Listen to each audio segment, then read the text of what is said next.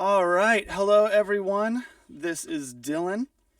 Super excited to be streaming a mix with all of you today. Super excited to be answering any questions. Excited to be showing you some really, really cool techniques. Just as usual, want to make sure that everyone is able to hear me, is able to see me. I think right now I actually have the studio sessions image up. So let me get to me. You'll actually be able to see my pretty little face as I finally have a video camera set up. Only took me literally months. Oh yeah, let me know if you can see me. Let me know if you can hear me. Once I know, we will, or rather, I'll play a little bit of the DAW. Make sure that you can hear that, and then we'll get started.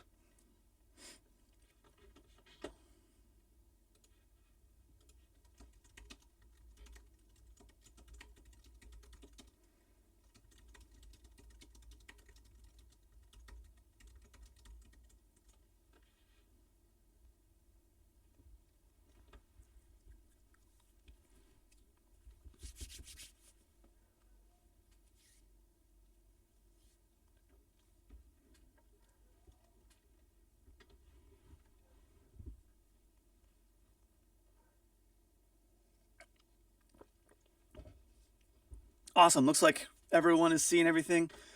I'm going to play just a little bit of this song. Let me know if you can hear it just fine. Ooh, that's very loud. I forgot that I have not done the volume balance yet. Ow. I don't know if that blew your headphones out. It blew mine out. Oh, I guess let me know if you can hear it. I'm going to turn a lot of this stuff down. And before we actually get started, I am going to go over sort of how I have all of this organized. I think it's really, really helpful to be able to see what like a really good organization looks like, although it's going to be different for everybody, obviously.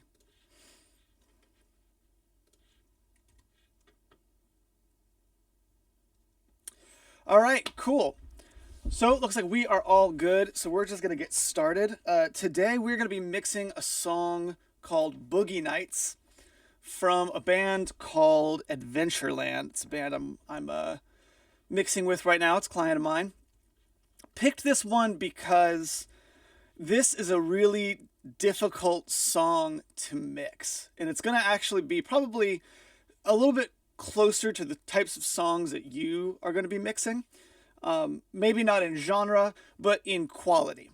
So the band members of this band, they were really passionate about wanting to record this entire album from home.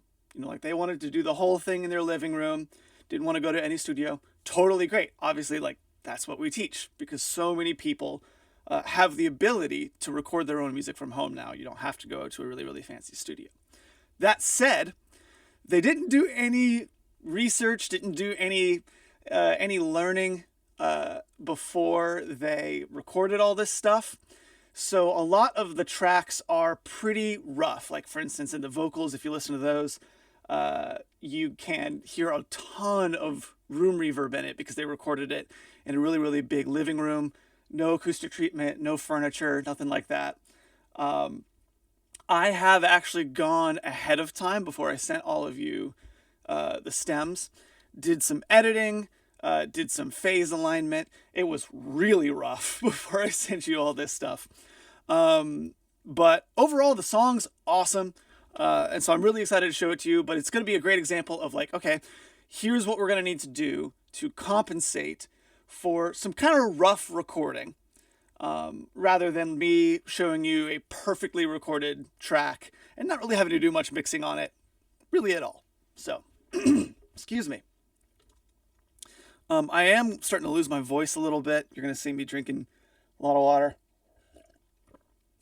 Let me know in the comments if I am hard to hear or if the track is too loud in comparison to my voice. I can always turn everything down or up.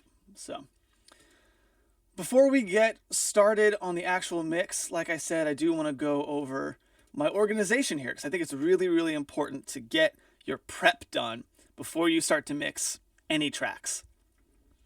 So I'm obviously doing this in Logic. Not everyone has Logic, but in all of your DAWs, they all have some sort of organization set up to where you can do something similar to this. It might not be the exact same system that I have. That's okay. But I would definitely recommend creating some kind of organization system that works for you and then making a template of it. So this actually is a template that I have saved, and every single time I get a mix from a client, or every single time I write a song and like I move on to the mixing stage, I will transfer all of the tracks into this particular mix template. Makes my life a whole lot easier. So right now we have what's known as folders or rather what's known as track stacks in Logic. And I've got all of the instruments in their own track stack. So I've got the drums, I've got the bass, EG for electric guitars. I have the synths, which is really just one single synth, all of the lead vocals, and all the background vocals. Now, if I hit the drop down button, you can see now I see even more folders. And the cool thing about this, each of these track stacks or folders are actually just buses. So you know how we talk all the time at Musician on a Mission, how important it is to have instrument buses where you send all of the microphones from a particular instrument to, because then you can do all of your mixing on that one bus. Not only does it help to glue tracks together, but it also makes the mixing process a lot faster because you're not having to put the exact same EQ or the exact same compressor on every single microphone.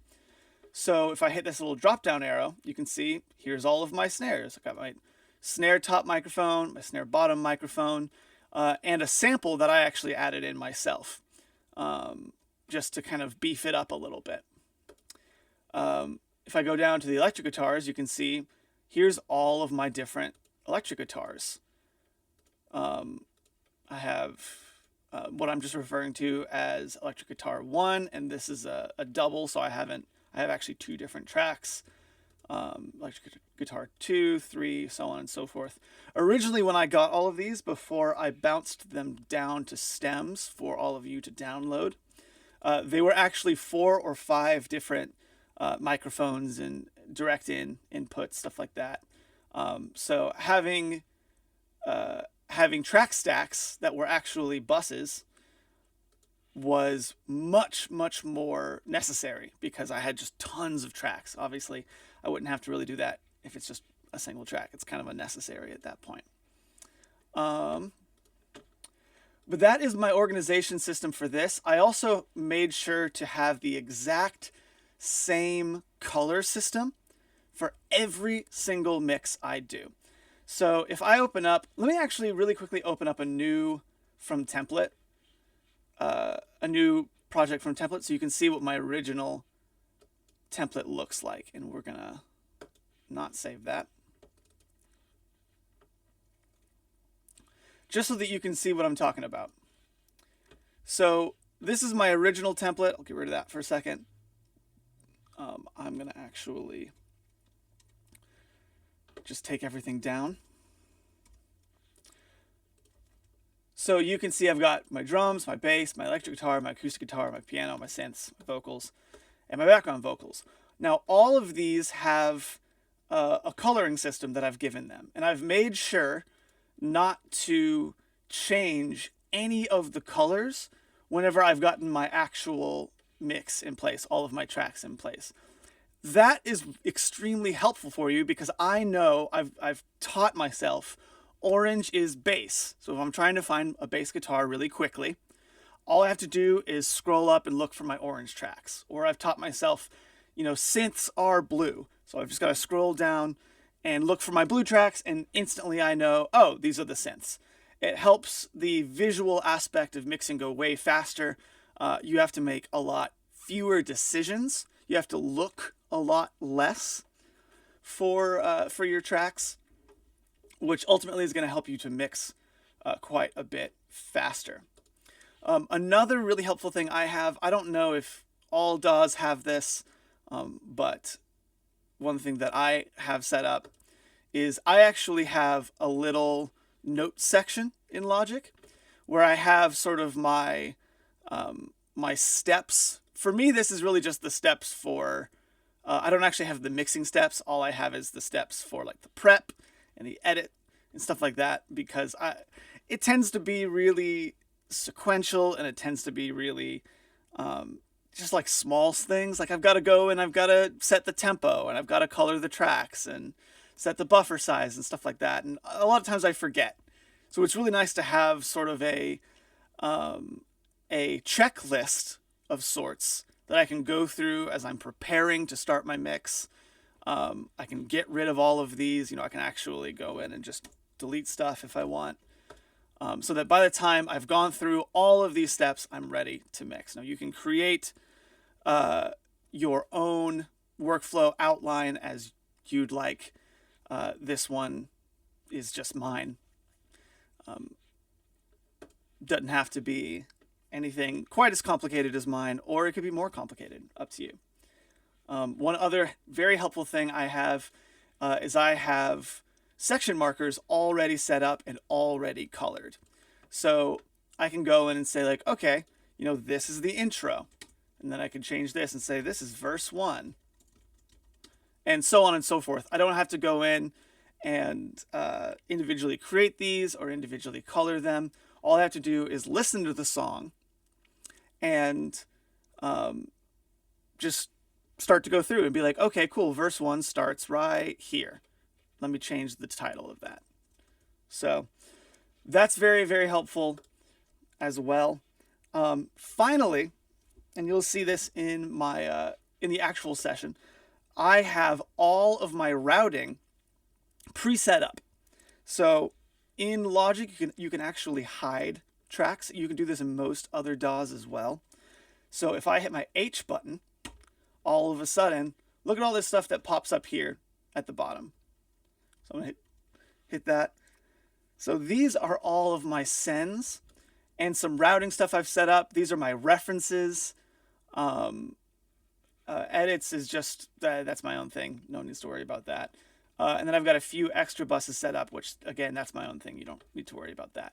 But right now, let's say I go to electric guitar, and you can see that every single thing is going to bus 2. It's all going to the same output. Well, obviously that's not the stereo output. So what is bus 2? So I have a bit of a special routing system set up, which I love doing it this way. Couldn't recommend it more. John, I will get to your stat question in just a moment. Don't let me forget. But I actually have all of the instruments going to their own buses. So you can see I have a percussion bus. This is just drums. I have an instrument bus. This is just instruments. And I have a vocals bus. This is just vocals. Now, one cool thing about this is that I can control all of the instruments, all of the drums, and all the vocals from just these 3 buses if I want to. Now, I don't really do much heavy processing, but if I wanted to do some kind of automation, for instance, like if I wanted to automate all the instruments just a little bit loud, maybe like a dB louder, I can do that. If I wanted to, maybe in the chorus, like I want all the instruments just to be a dB louder, or I want in the chorus all the vocals to be just a dB louder. This is a great place for you to be able to do that. One other thing that I have set up that I really like, I'm actually going to bring up my mix view. That'll make this a little bit easier. So you can see I have gain plugins set up on every one of these buses. And I actually turn these on before I even start the volume balancing. That's really helpful just because, it allows me to create some automatic headroom before it goes to the mix output. And I'm able to turn tracks kind of closer to where they actually would be. So like, for instance, let's say, I want to have this one set up at -3. Well, without all of these gain plugins on, you can see I have this set to -7 dB, so I would actually have to set this to -10. once you start to get down there, the resolution of the track starts to get kind of rough. You can see, as I start turning this down, the numbers go down faster. Whereas if I'm up here, you have just a more accurate resolution. I can move the volume fader around a lot more, and it doesn't actually change the volume nearly as much as when I'm down there. So having this extra headroom is very helpful. The other thing that I do, I love this trick. I'm a really big fan of it. I actually have an EQ on every single one of these. Let me change this up so you can see it. On every single one of these buses.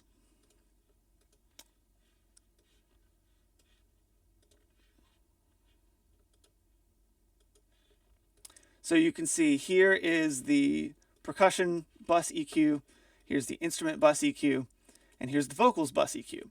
Now, the cool thing about this is that what I'm basically doing, you can see I have a really small cut, just like a dB and a half, around 4,000 hertz, so 4 kilohertz. Now, what that's doing is saying from the get-go, I want to make sure that I'm creating space in the presence area of the main vocals. So I'm cutting just a little bit out of the entire drum section, just a little bit out of the entire instrument section, and boosting just a little bit out of the entire vocal section. Now, that's not necessarily going to be a dramatic change or anything like that, but the nice thing about it is that I turn this on before I even start mixing, so it gives my vocals just a little bit of a nudge in the right direction from the get-go. It creates a hole for my vocals from the get-go, so that it's a little bit easier to hear the vocals through the rest of the band without having to go in at the very end of the mix and tweak a whole bunch of stuff. So I'm a really big fan of that. I will say a lot of times I recommend using forgetting the name of the EQ. A linear EQ. Anytime you're doing anything over tons of instruments. I don't think I would really recommend doing that if you do this particular trick, because what happens is you get such high latency that whenever you're doing your mixing, you actually hear the results of what you're doing about a second and a half later if you have this many linear EQs on. So for instance, if I am, doing a sweep EQ and I'm moving this across, I'm actually not going to hear the results of that sweep until about a second and a half later. So I might be like, oh, cool, this sounds great. But really, what I'm hearing is this, because I've already moved on from there. Hopefully that makes sense, but that's kind of some hard-earned wisdom for you. And all this extra stuff is really more just stuff for me. And then I also have, obviously, my whole mix bus set up. Usually the things that I use on my mix bus. I don't use all these things on every mix, but it's really nice to have everything already there, so that I can kind of just get started from a good place and then can tweak. Again, just to make all of this a lot easier. So let me open up Boogie Nights and we'll get started.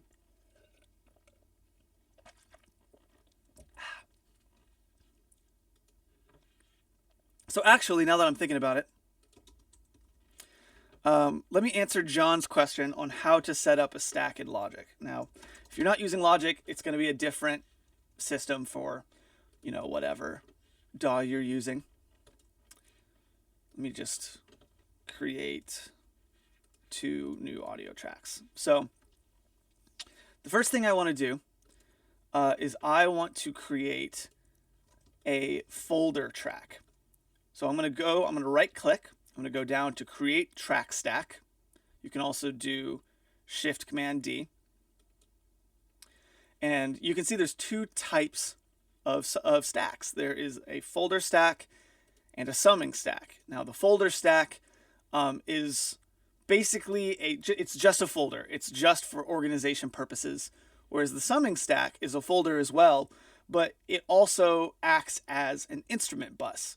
So basically anything I do on the folder track is going to get applied to all of the tracks inside of that folder. So first off, I want to have a folder stack. I'm going to hit create. I'm just going to call this test. So you can see now there's a little arrow, and if I pop down, look, here's the tracks. Now, here's the problem. Again, this is just a thing in Logic. I actually really wish that they would fix this. But if I right-click and I hit create, oh, they fixed it. Oh, nice. Cool, they must have fixed this in the newest update. I just updated Logic yesterday. Oh, very cool. Okay, cool. Well, you guys are seeing this in real time. I used to have to basically do like a workaround for a bug that's in Logic, but it looks like they fixed it. So, yeah, what I do, so create the folder first, and then I want to create another track stack, and I'm going to create a summing stack. And now you can see I have a summing stack, and you can see the folder has no actual audio track on it. Like there's no way for me to add plugins or EQs or anything like that. But the summing stack does. So I can go in here, I can add gain plugins, I can add EQs, I can do anything that I want. It's just a bus. It's the exact same thing as a bus, but it also acts as a folder. So it makes organization 1,000,000% easier because, like I said, I can have all of my electric guitars in one big folder, but I can also have all of my individual instrument tracks, or rather instrument buses, in here as well. So it's a really big help. Could not recommend it more. I would do some Googling if you have your own DAW that isn't Logic. I do some Googling on how to do something like that. You won't be able to do the exact same thing. It might even be better in your DAW, honestly. But I do some Googling, figure that out. So Julia asks, why a folder and a bus? So like I was saying before, the nice thing about having folders and buses is that, if let's say right here, let me actually solo this out. This is 2 different tracks. So this is the same electric guitar part doubled. So they recorded it twice. Let me actually grab this because it's faster.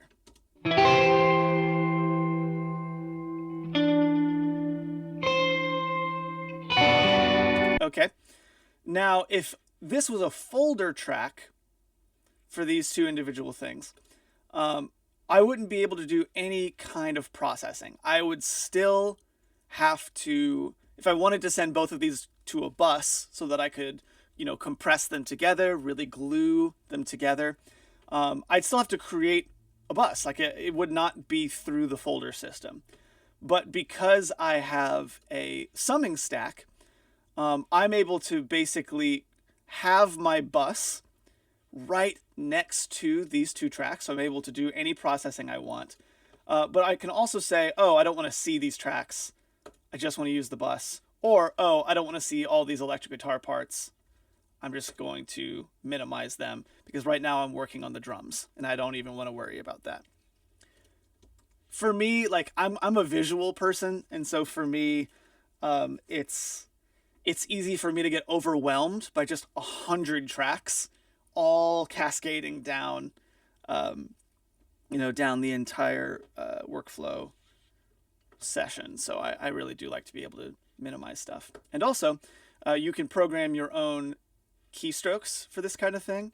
So for instance, if I'm saying, oh, I actually want to be able to see all of my tracks, I can just do this and boom, I have literally everything perfectly organized. And then I can say, oh, this is all too big. I want to minimize everything down. Boom. And I can also just do it for one particular instrument. Fan it out, fan it back in. So hopefully that answers your question, John and Julia, on this kind of organization. Could not recommend it enough, especially if you make a template out of it. it's going to make mixing a ton faster and a lot less stressful. So, first of all, just a quick organization thing. In order to save our ears, in order to give everyone a bathroom break so they don't miss anything, we are going to take a break 10 minutes before every hour. So 10:50, 11:50, 12:50, and then we're going until 2, so we won't take a break at the very end. We'll just finish it out. That'll be your time to get water, go to the bathroom, get food. Yes. If I miss it, someone let me know. Sometimes I kind of get in the zone, and I will take a pause. Unless we're like in the middle of a demonstration, and then I'll just say, hey, we'll hold off for just a sec. I am going to set a timer, though, before I forget. So, 15 minutes, and then we're going to take a quick break. Let's go from here. So let's get started. So, first off, before we do anything else, I'm not going to set up my mix bus processing quite yet. I want to do a volume balance. I just want to get a general idea of what this mix is going to sound like. So right now I have every single track. I'm actually going to just fan all the tracks out. I have every single track fully set to 0. So absolutely nothing is set correctly. So what I'm going to do is I'm going to turn all of the individual tracks down, but I'm actually going to leave all of the buses the same for this moment. So I'm going to unselect all of them, because if I turn the buses down also, then whenever I turn the tracks up, I'm not actually going to be able to hear anything, because the buses are going to be down, and the buses really are kind of like the master control for the entire thing.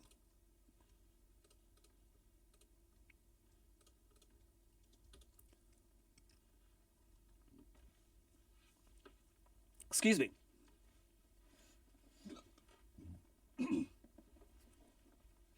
Cool. So, oh my gosh, I literally just, well, let me try this again.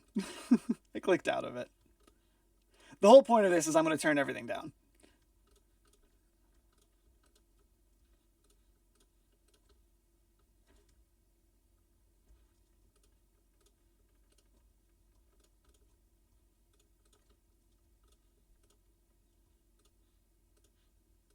There we go. Okay.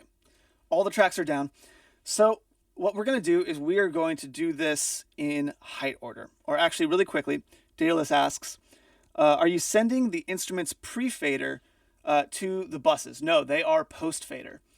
So you can actually see basically the output of the instrument is set to the input of the bus. So the output is right here of this kick. That's bus 5. The input is right here, also bus 5.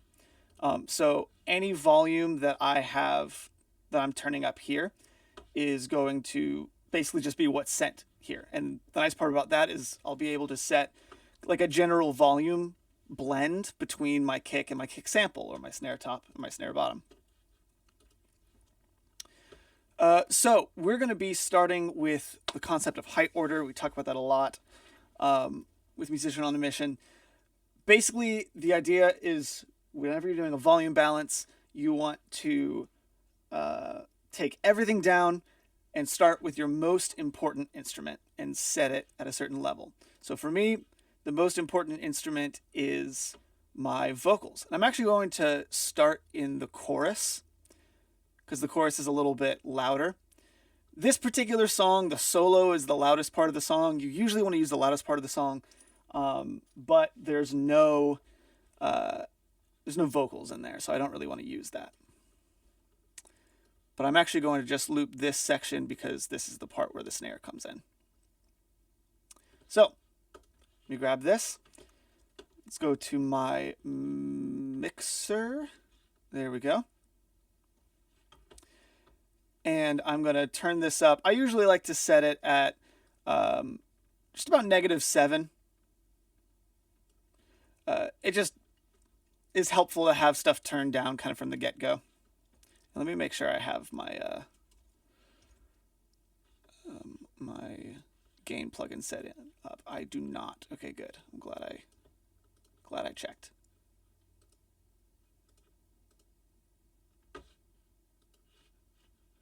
I'm also going to turn these on because it doesn't matter what the volume is. I just want to make sure that I have this stuff on. And then I'm actually going to do, well, no, for this mix I'm not going to do. Well, no, I will. So Gullfoss is a plugin. I love it. Again, it's one that we talk about a ton. It's kind of brand new. It's like an auto EQ to a certain extent.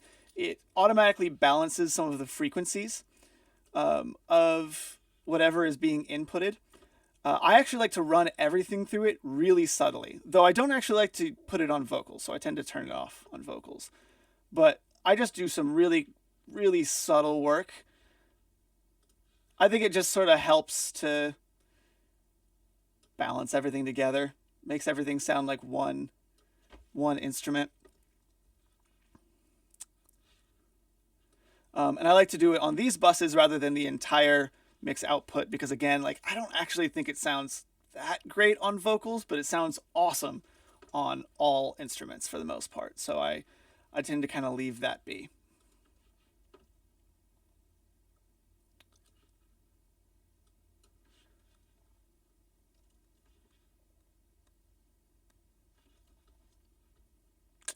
Is that everything that I want to do? Yes. Yes, it is. Okay, great. So, this is set -7. Nights we spent together, they've left me with tinnitus and it's quiet. That's pretty darn quiet. I'm actually just going to set it to -5. Nights we spent together, they've left me with tinnitus and it's quiet now. Okay. You know, I'm kind of realizing sometimes I forget my own system, which is kind of funny. If there is one track that's going to a bus, like I have these buses that have only one track, mostly just for my own organization purposes. Like I just got used to doing it that way. So if there's a bus and there's only one track and you're not doing any kind of volume balancing for like in between two different things, so like for instance here I need to do a volume balance between the kick and the kick sample, then you can actually just set this to 0 and turn the bus down instead, because really that's how you're going to be setting the volume of any of these things. So you can see, for instance, this one, I don't want to do that because there's two different doubles. I want to set a good blend between those two doubles. But this is only one microphone, so I'm going to take that, turn that down, take that, turn that down, so on and so forth. Oh, no.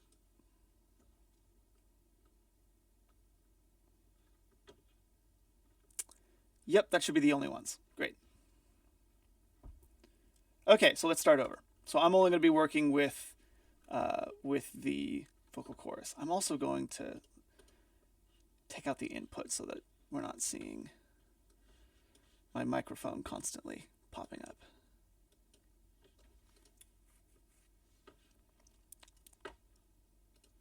Okay, great. So let's turn this up. Nights we spent together. Set that at -5. Nights we spent together, they've left me with tinnitus and it's great. Okay, for me the next two important instruments are usually the snare and then the kick, and then after that tends to be the bass for me, because I like to balance the kick and the bass together. So let's start with the snare. Nights we spent together, they've left me with tinnitus and it's quiet now without you, but you're ringing. Nights we spent together, they've left me with tinnitus and it's quiet now without you, but you're ringing.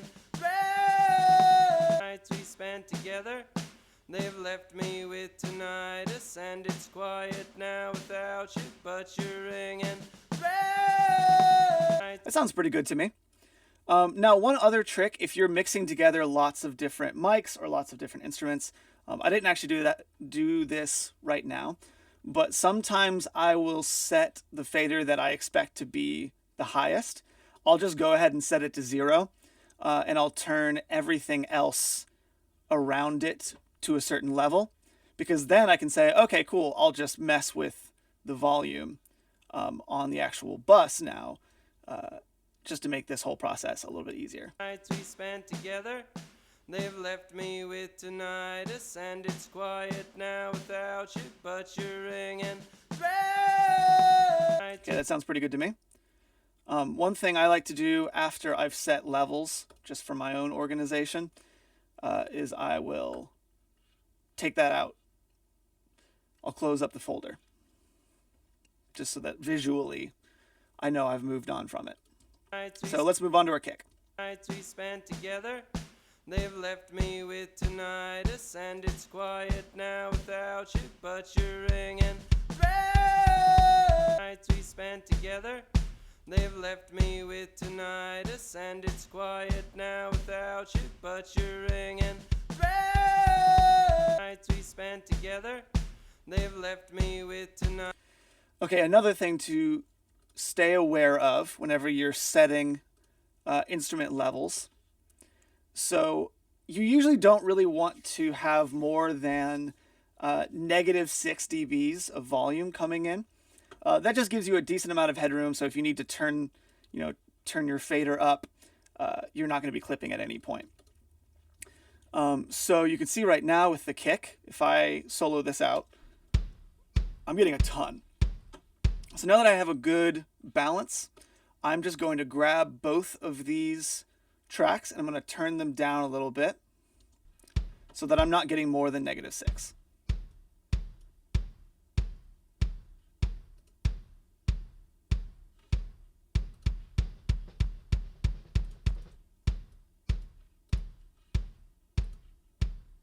Cool. That's pretty good. Nights we spent together, they've left me with tinnitus, and it's quiet. All right. Now let's move on to the bass. Nights we spent together, they've left me with tinnitus, and it's quiet now without you, I but expect the you're amp to be ringing. the highest. Nights we spent together, they've left me with tinnitus, and it's quiet now without you, but you're ringing. Nights we spent together. So let's talk about a really cool low-end mixing trick that I really enjoy doing. I don't do this on every mix, but it's a good thing to know. So let's talk about it. Let me go to my mix output. And you can see on my master bus, which is really just my stereo output, I actually have a VU meter set up. And I use VU meters a ton whenever I mix because it's a great way to know how loud something is going to be perceived by the ear rather than how loud something actually is. Because the ear usually hears loudness in averages. And so this is a much slower way of reading volume. It's only getting the average volume kind of for every second or so. So this is way more accurate to how we hear sounds, whereas your standard dB meter that comes with pretty much every DAW is actually what's happening, but it's not actually accurate to what we are hearing. It's just accurate to like the physical sound waves that are getting created. I could go into a whole acoustical physics thing on that. I'm not going to. That's a deep, deep hole to go down.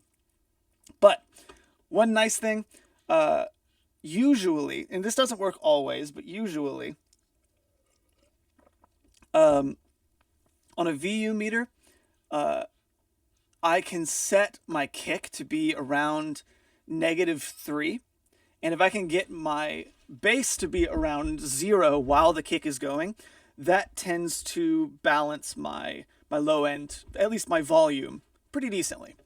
Now, I'm not necessarily saying it literally has to be, 3 dBs and 0 dBs. I'm saying it's kind of just relative. So it could be at 7, and then, the bass is going up to 5, or 4, rather.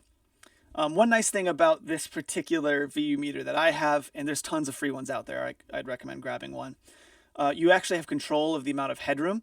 So I can kind of just turn up the amount of headroom that it's perceiving. So I can basically make it seem louder than it actually is, to make it easier to say, okay, cool, this one's set now at -3 and the other one is set at 0. And I'll show you what I'm talking about. So let me just solo out the kick. So obviously right now, I'm not really pumping that much gain into my stereo output. It's only getting to about -10 VU. So I'm going to turn my headroom up. And that's getting to about... so that's getting to probably... Yeah, it's just getting to 3. Great. So now I'm going to turn up my bass guitar. And we're wanting it to get all the way to 0. Or live around 0, anyway. Okay, that's looking pretty good to me. And it's not like it's only barely hitting 0. It's just kind of averaging around in that area. Again, this is not a perfect science. This isn't a set it and forget it thing.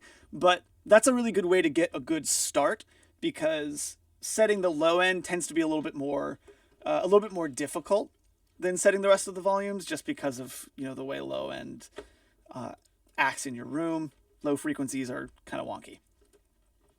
So, and then sometimes I'm kind of like, oh, now everything's too loud, so I might turn both of them down, and I'll just keep them at the same ratio. Nights we spent together, they've left me with tinnitus, and it's quiet now without you. Okay, let's move on from here. So I'm actually just going to do the rest of the drums now. And the overheads left and right, I always want those to be pretty much at the exact same volume. So I'm going to just turn those up to regular. And the hi-hat, they only recorded the hi-hat for this small region. So I will get to that in a moment. But let me turn this down. Nights we spent together, they've left me with tinnitus, and it's quiet now without you, but you're ringing. Nights we spent. Okay, that's sounding decent to me. Now let me turn the room mic up. Nights we spent together, they've left me with tinnitus, and it's quiet now without you, but you're ringing. Nights we spent together, they've left me with tinnitus, and it's quiet now without you. Now this band really does like a lo-fi sound, kind of a little bit more garage bandy. So I'm gonna put a little bit more of that room mic in there. Now obviously, like, that's not a very clean sounding room mic, but I think that's the vibe that they're going for. And we'll be tweaking these volume balances pretty much over the course of the whole mix, so I'm sure that'll get messed with as well.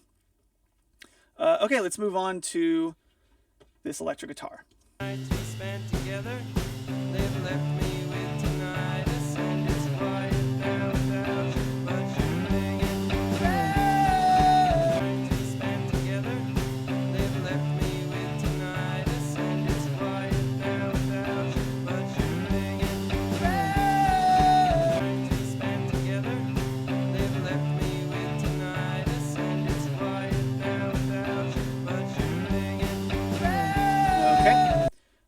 Now let's add in our background vocals.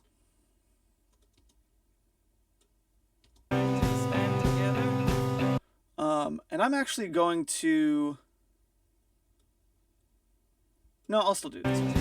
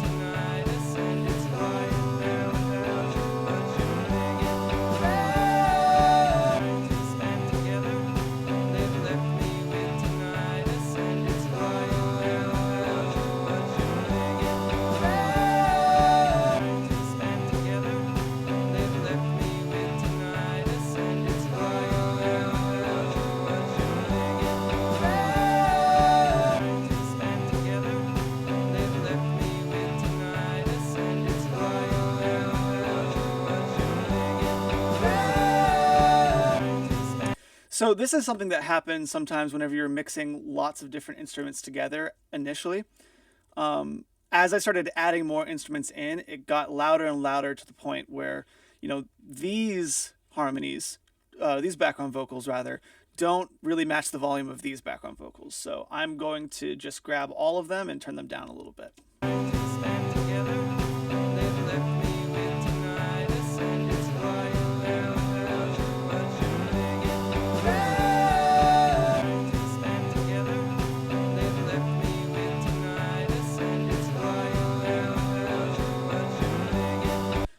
And you can tell this is kind of the continuation of those two, so I'm going to keep them at the same volume as before.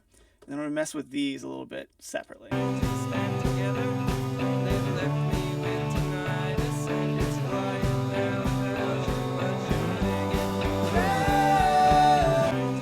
Okay, that sounds pretty good for this second.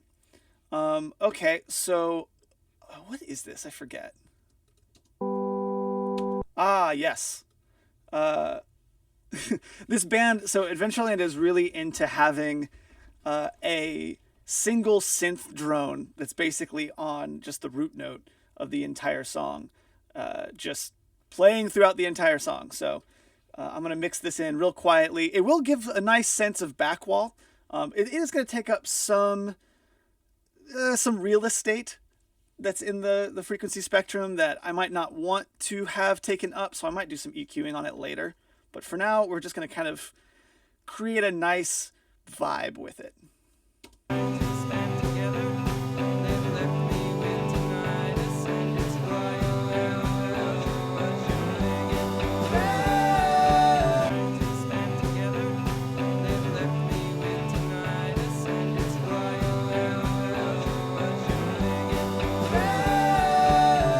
Okay, cool. So now we are going to go through and make some tweaks.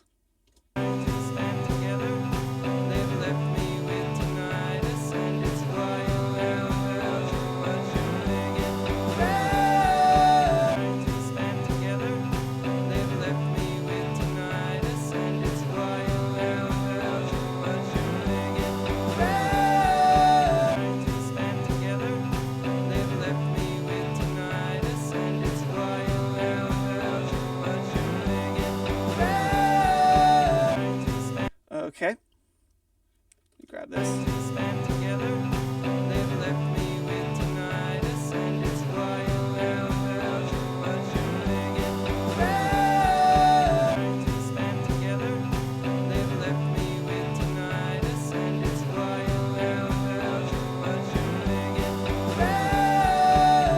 Okay, that's sounding decent to me. So we're going to go and do the volume balance for the rest of the song as well. One thing I can kind of already tell, let me go over to my mixer and look at my mix output. It's sounding really quiet. Like I did a pretty good job of preserving a lot of the headroom in the mix output. So let me look at this.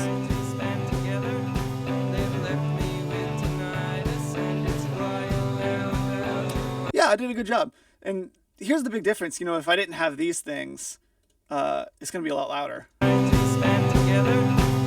then I really struggle with headroom. So I'm going to keep those things on, and I'm probably just going to turn my headphones up a little bit once I kind of get to this point, because it's like, okay, yeah, I want to mix at a slightly higher level, but I want to make sure that I've got a pretty decent amount of headroom on my mix bus, which I'm actually going to compensate for in a little bit, and you'll see what I'm talking about whenever I say I'm going to compensate for it. But first off, I'm just going to turn my headphones up so I can hear a little bit better.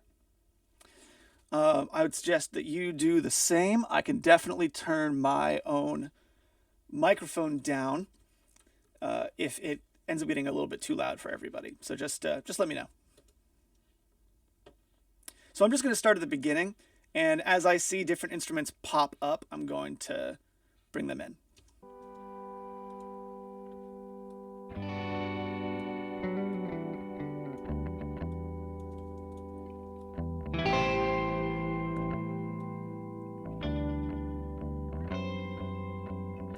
Whew. I want to turn this synth drone down. Goodness, that's loud.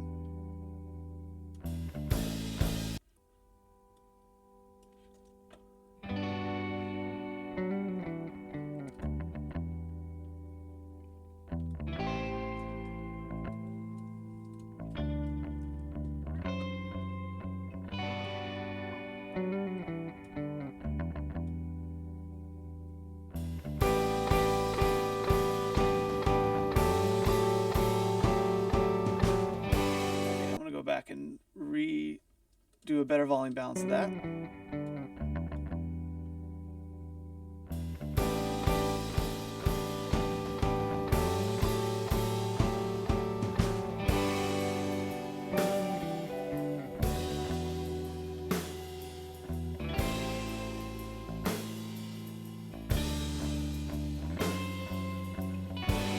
So in this section, the bass is definitely more of a melody instrument than, holding down the low end. So I'm not going to really do any volume automation right now, but eventually I'm going to want to come back, do volume automation to make sure all of the sections are consistent. And I'm probably going to turn the bass down in comparison to the chorus, where it's going to be quite a bit louder. So let's move on to the first verse.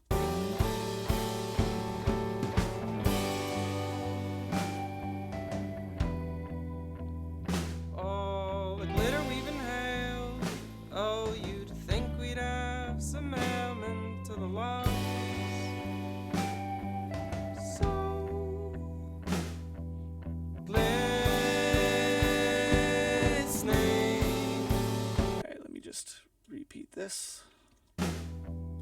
Glistening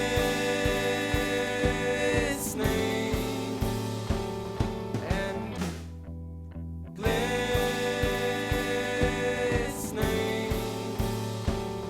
and that sounds pretty good to me. Okay, let's move on to the solo. I believe that's the last bit that has stuff that needs to be volume balanced. Let's get rid of all this.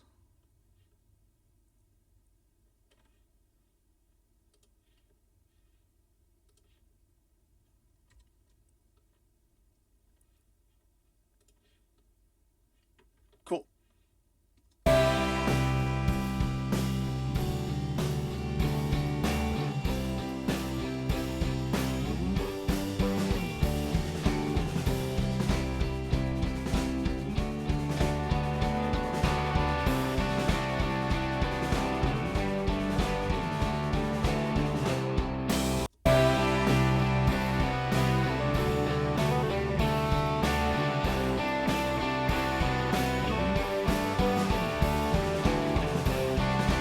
Okay, sounds decent to me. And then let's get this next bit.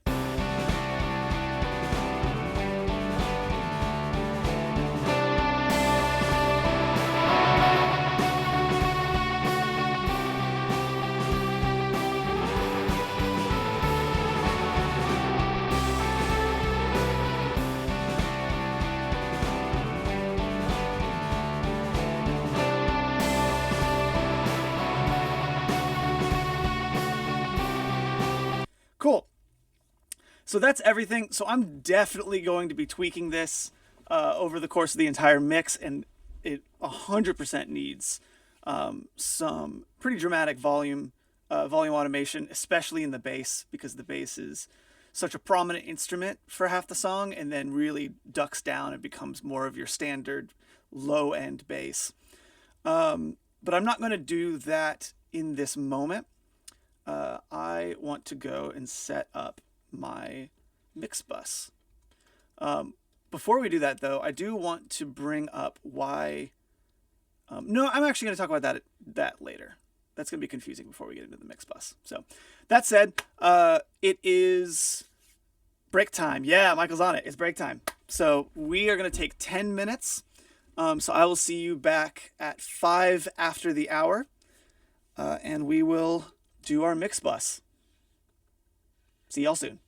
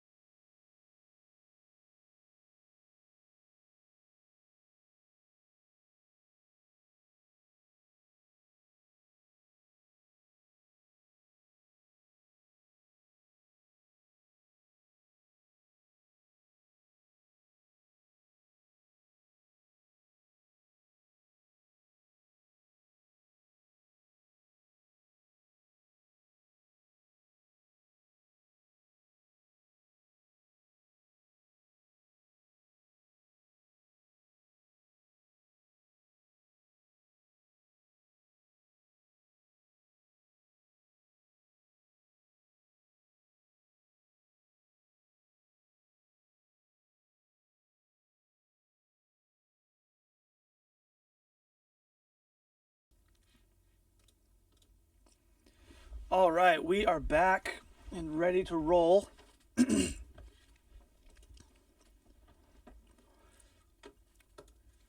Let's get going on whatever it is we were about to do. We were about to do the mix bus, if I remember correctly.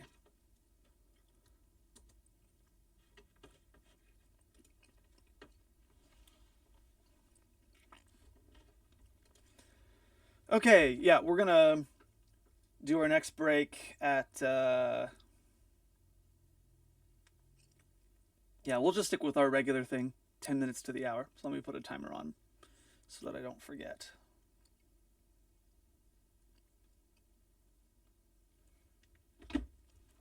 All right, let's do it.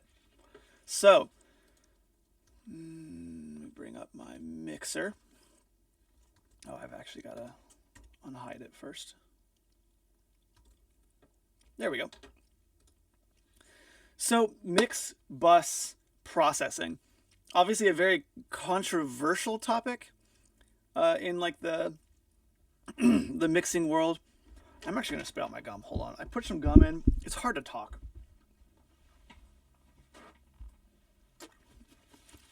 Anyway, mixed bus processing, controversial. A lot of people swear by it. A lot of people swear against it.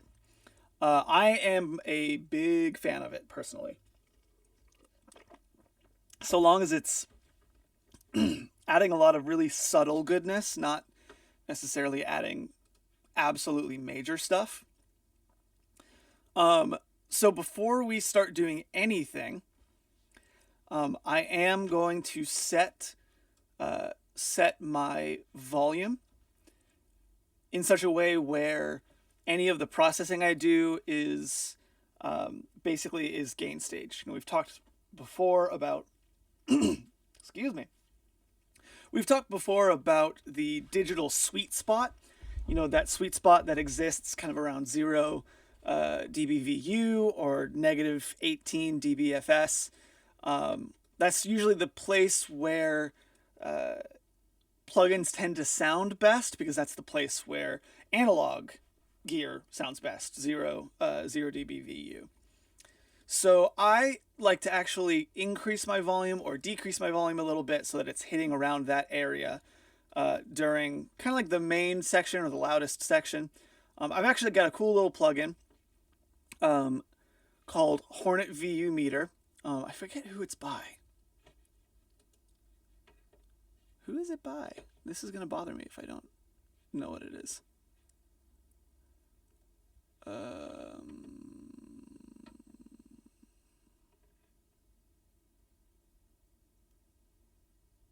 Well, I'm not sure who it's by, but one nice thing about it is it actually has a auto function, so I can say, okay, I want this to be peaking at like +1 VU, so it's averaging around 0 VU, and I want it to just change Hornet. Thank you. Oh, right, because it's the Hornet VU meter. Hornet is the brand name. Oh, sometimes you just say things and you don't think them through. But yeah, this basically sets your volume automatically, which is a great way to do gain staging for stuff like this. So I'm going to turn this on. I'm going to hit the auto button. I want it to be set to +1 or +2 VU, just because, like I said, I want it more to be averaging around 0 dBVU. If it goes into the red for VU, it's not an issue. Whereas obviously going into the red on your standard volume meters down here, your dB full scale, those, if you go into the red on that, you're clipping, you're distorting. Whereas on a VU meter, it's more like, hey, maybe don't, or maybe do. You're going to start getting maybe a little bit of saturation on actual analog stuff after that point, but for digital, it's 100% fine. So I'm going to hit play, and we'll see what happens. I'm actually going to go to a different part. Let's say right here.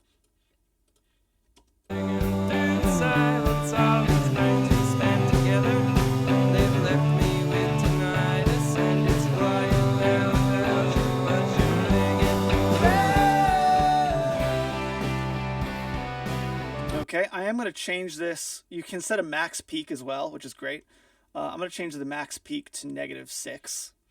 Oh no, actually I'll say -4 because really you're wanting between 6 and 4 dBs of headroom, just so that whenever you send it off to the mastering engineer, it they've got enough headroom to work with. So let me try that again. Silence all this night to spend together. They've left me with tinnitus and it's quiet now without you, but you're ringing.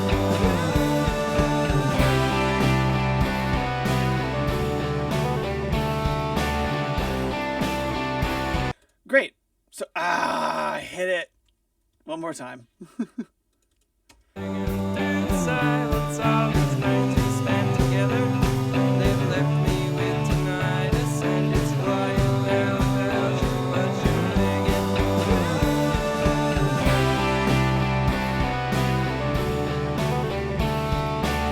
Cool. Okay, so it turned it up about 3.5 decibels. But yeah, it's hitting kind of around that 0 dB area, so our plugins are going to sound best potential they can. Or rather, are going to sound the best they can. At their highest potential is what I meant to say. I crossed my wires. So, first thing I'm going to do, I actually have a system by Slate that emulates an actual console, like an analog mixing console like you would see in a really, really nice studio. I like putting that on. It's very subtle. I just kind of throw it onto the mix bus. Oftentimes, I'll also put it onto each individual instrument as well. It kind of just depends on what the vibe of this particular song is. So, I'll probably go around. I really do like the Brit N is the Neve, which is a really nice console. So I'm going to end up staying there. But let's turn that on. And then I also am going to add in this Revival. Revival is actually a free plugin from Slate. I love it. It's fantastic. It just turns up the top end and does a bunch of extra secret sauce stuff, and turns up the bottom end and does a bunch of extra secret sauce stuff. So it's nice on a mix bus to use subtly, just because it just kind of enhances the whole thing.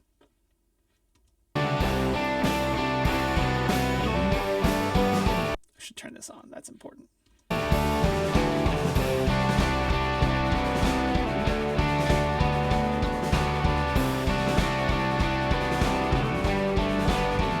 can hear how it adds just a little bit of, like the kick starts to sound a little bit louder, and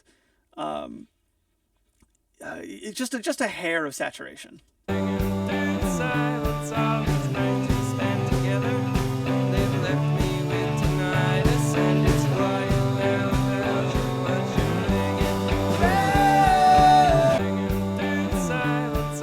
Okay, very cool. Now I'm going to add a little bit of Revival. I'm probably going to add this trimmer as well, because Revival kind of turns the volume up a little bit.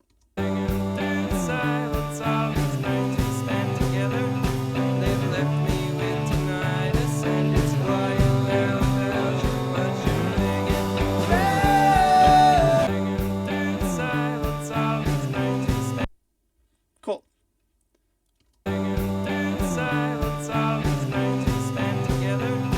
So it's really subtle, and that's honestly what I want. It just kind of subtly lifts it up just a hair. So after that, we are going to be going to our actual EQ.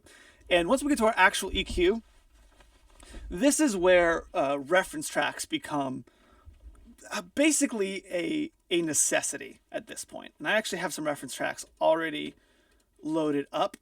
The entire point of doing mix bus EQ, Zia asks, does this require iLok? If I'm being honest, I'm not sure. Probably.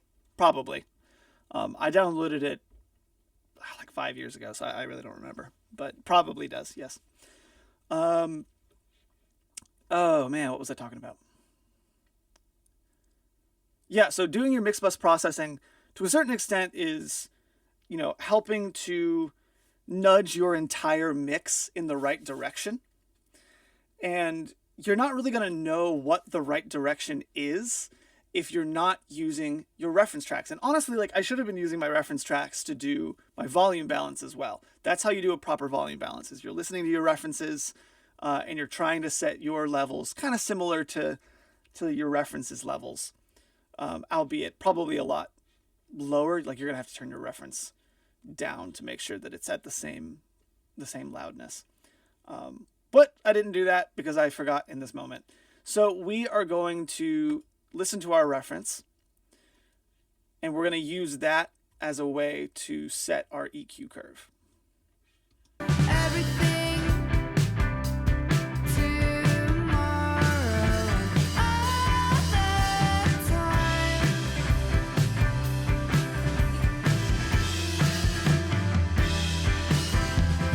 Don't you like me for me? Cool. So now let me go over here, and I'll mute that. And I'm going to grab this, and this is just a little preset that I have on here for myself. And let's listen to what we've got.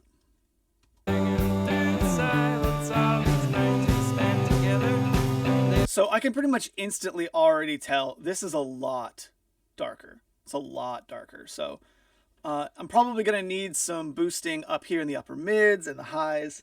It also feels a lot muddier. Let me listen again.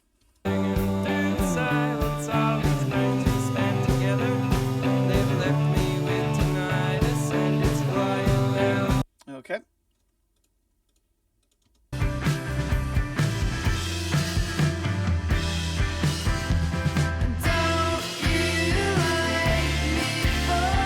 Yeah, so that's a lot clearer, which tells me I need a lot more in the top end, in the upper mids, and I need a lot less in the low mids. So let me try experimenting a little bit.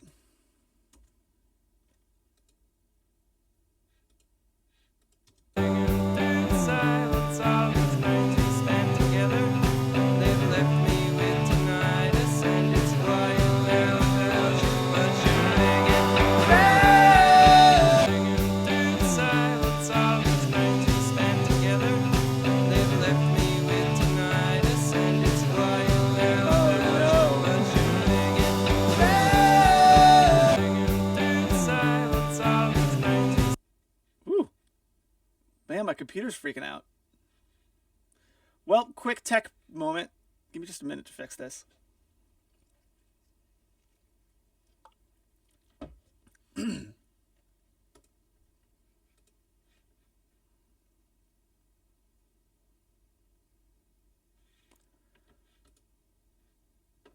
MIDI timeout. Please restart your computer and then relaunch Logic Pro X. Oh my goodness. I'd love to not do that since we're having a full teaching session right now. Because that will end the stream, and I don't want to end the stream. I'm going to turn off Logic and restart it, and we'll see if that fixes our issue. This is the fun part of mixing, where you're just like, oh, cool. I got to spend half of my time just problem-solving tech issues that I have no idea what they are.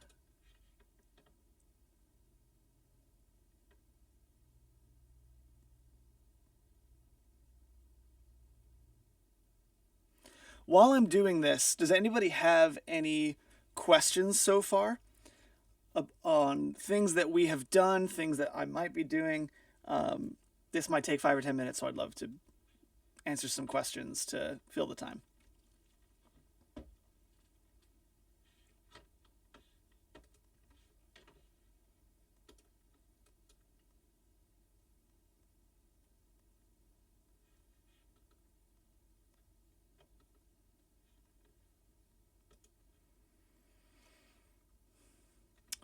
Michael asks, do you always mix on headphones? I do not always mix on headphones, no. I'm doing that mostly for our benefit. If I mixed on speakers, it would get caught up in here, and you just wouldn't really hear a great version of the audio. But usually I'll use my headphones for referencing, the headphones don't do a great job of space. It's hard to do panning and reverb on headphones, but they do a good job of showing you problems with like compression and problems with the frequency spectrum. Headphones are kind of like a magnifying glass that you can use on your mix. If you're using it always, it's kind of hard to do everything, but if you're using it sometimes, it's really great for problem solving. That said, for me, I've actually got some pretty big issues in the low end in my room, in my mixing room. So I do a lot of my low end mixing with headphones, and these are actually some really, really nice headphones that have great low end. Excuse me. And I just do that because I don't want to mix the low end in here because it's just super boomy. And Julie asks, so the first Slate mix bus strip is mostly for saturation. Yeah, it's just some subtle saturation, honestly. And it's also just to kind of give it a little bit more of an analog feel. It kind of takes the digital feel away from it. That's especially true if you have it on every single track across the entire mix, because it basically is saying, oh, this is now just a console channel that you'd have in a studio. It is subtle. It's not like the most important purchase I've ever made, but I bought it. It does help a little bit, so I use it on everything. But I wouldn't say like, oh, you gotta go out and buy it. You can't mix until you have it. But I like it for me. John says, does the Hornet actually adjust the volume of the track? Yep, it does. It's just one big volume knob. That's all it is. Right here is just like right now the volume is turned up 3.4 dB. And it's actually turned up 3.4 dB full scale, which is the standard way that a DAW measures volume. It's not turned up 3.4 dB VU, even though it's a VU meter, which actually makes it very helpful because I know exactly how much to turn the volume up, but it's telling me sort of like, hey, in relation to a VU, which is what I care about, what's this volume going to be set at? And then Julie asks, what are you listening for with that one when you are adjusting it? When you say that one, I don't actually know what you mean. So please advise.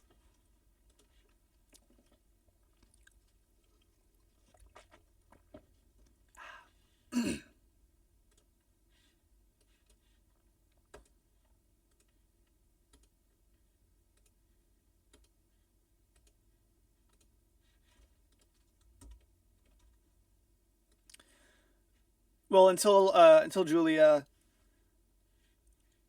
Oh, there we go. Oh, the Slate Mix Bus. What are you listening for with that one when you're adjusting it?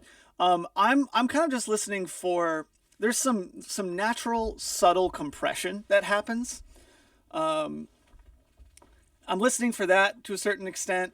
There's some slight tone changes. I'm listening for that as well. Honestly, the Slate Virtual Console Collection, which is what this is, it's really more something to mix through than it is something that's going to make a massive change at the very beginning. And Slate's actually really big about talking about that as well. Is like, hey, you're going to throw this on everything and you're not really going to hear that much of a change. But your mix, by the end of the mix, is actually going to sound a lot better than if you didn't have it on the whole time. It's going to sound a lot less digital. So it's one of those things where it's like, I don't really know if it makes a massive change instantly, but I really like mixing through it because I feel like I make better, more accurate mixing decisions that are going to be a little bit more vibier, if that makes sense. To where like if I took all of the Virtual Console collection off, if I have it on every single track and I take it off every single track, it would sound a lot more dramatic than if I did it at the very beginning.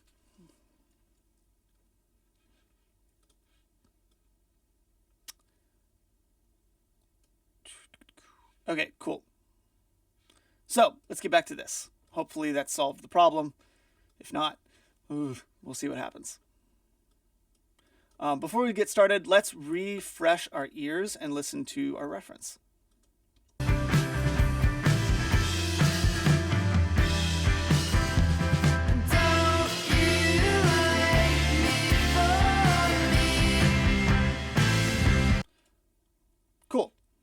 right, now let's listen to our current mix.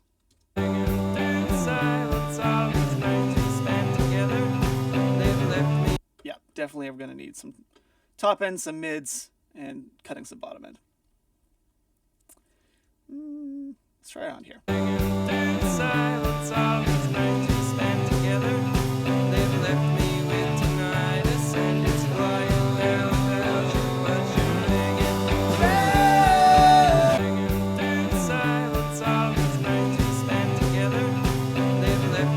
Now you can see how that's already a big help, even though like I'm only boosting it 2 decibels. It's a real wide boost.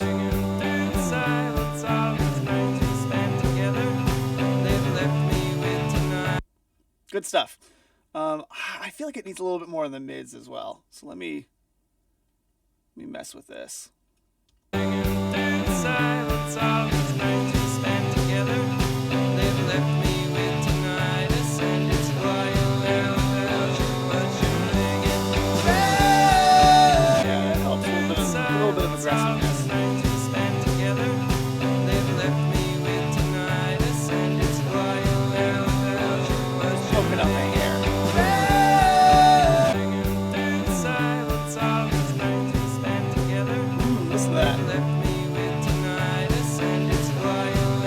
It's helpful. Now, even though it looks like it's fairly aggressive, like I said, I'm only boosting a little over 2 decibels, a little over 1.5, which I guess makes this bit being boosted about 3.5 decibels. You really don't need to be aggressive on your mix bus EQ. It's more just to push you in the right direction, push your mix in the right direction, and then you can start to make some more aggressive moves on the individual instruments if you want. So let me clean out some of the bottom end here. Yeah,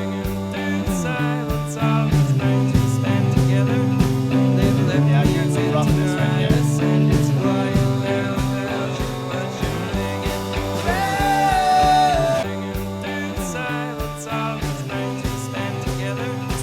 I think I'm hearing something in the kind of like around 500 as well.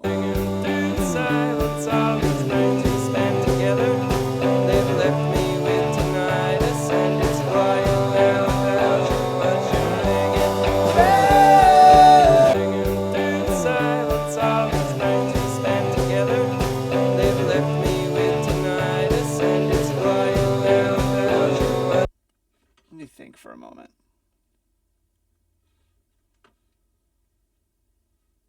Yeah, I think that sounds bad, but I think that's the part I want to cut.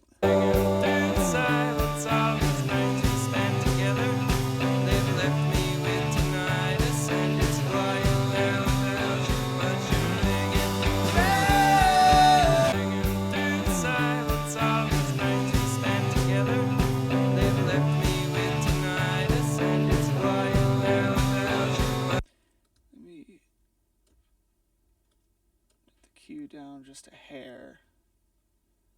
I'm going to take all of you down just a hair.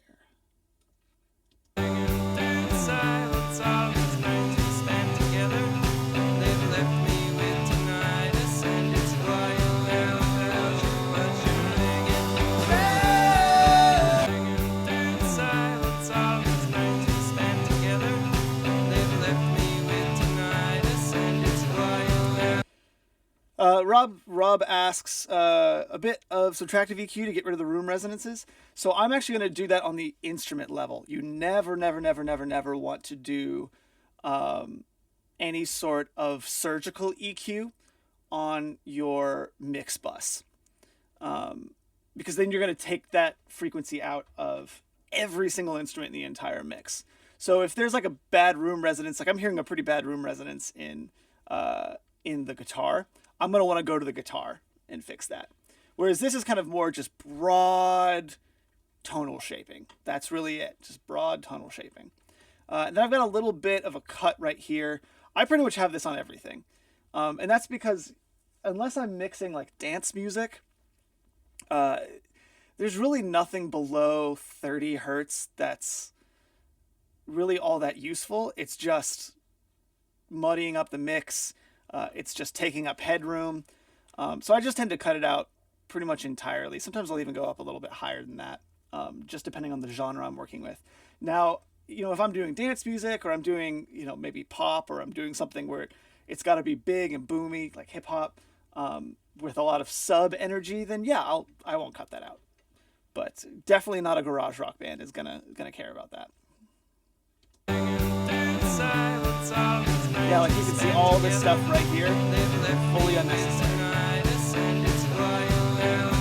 Okay, yeah. So let me make sure first of all that I'm doing some proper gain staging. Now this is really important. This is something that like people just never talk about this with EQ. Gain staging with EQ is extremely overlooked. Whenever you're doing any sort of EQ moves, you're probably changing the volume. So in order to actually make accurate moves, you have to gain stage. And I don't really care so much about gain staging to get it to the exact right, dB full scale level. Like I said before, all I really care about is the loudness, like how I perceive the volume of the mix. So I'm going to do a before and after, and we're going to see what the change was. Oh, I'm actually going to take that back to 18. Okay, so kind of 4 to 2, somewhere in there. Now let me turn this on. Okay, so that's more 6 to 4. So we actually took a lot of volume out of this. So I'm going to go to my output, turn it up, let's say by 2, and we'll see if that's enough.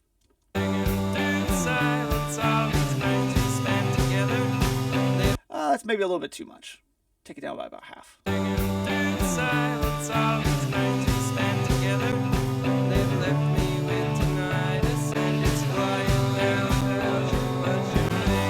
So it's actually a lot easier to tell what your EQ is doing whenever you do proper volume balancing. Because sometimes, when you boost a bunch of stuff, it's actually adding volume, and our ears perceive louder sounds as sounding better. That's just the way our ears work for some reason.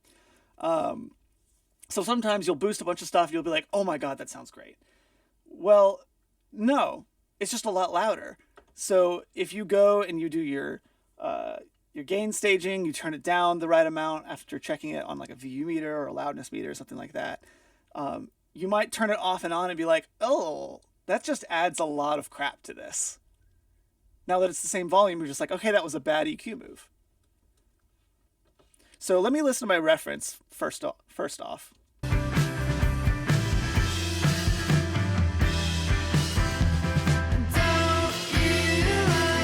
I would also say that this is too loud right now.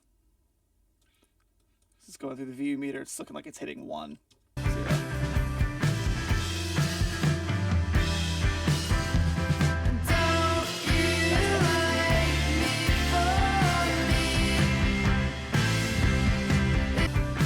Okay, now let's listen to ours.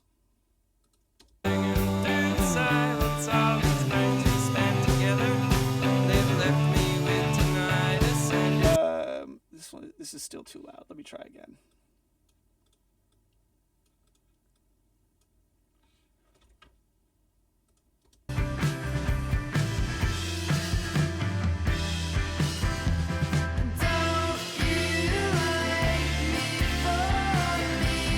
Okay, now let's listen to our mix. Let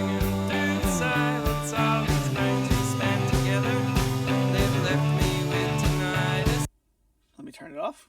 A lot closer, right?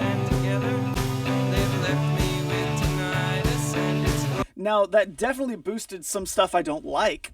Like for instance, the vocals now sound really like spitty, and the overhead mics and the drums now sound maybe a little bit too aggressive. But the nice thing is that like I can go and fix that myself. Like I can go and make some kind of general cuts to make that work. But for everything else, I'd say this really helped. It definitely is a lot closer to my references, which is really what I'm shooting for, even though I'm only doing, a few dBs of really wide EQing.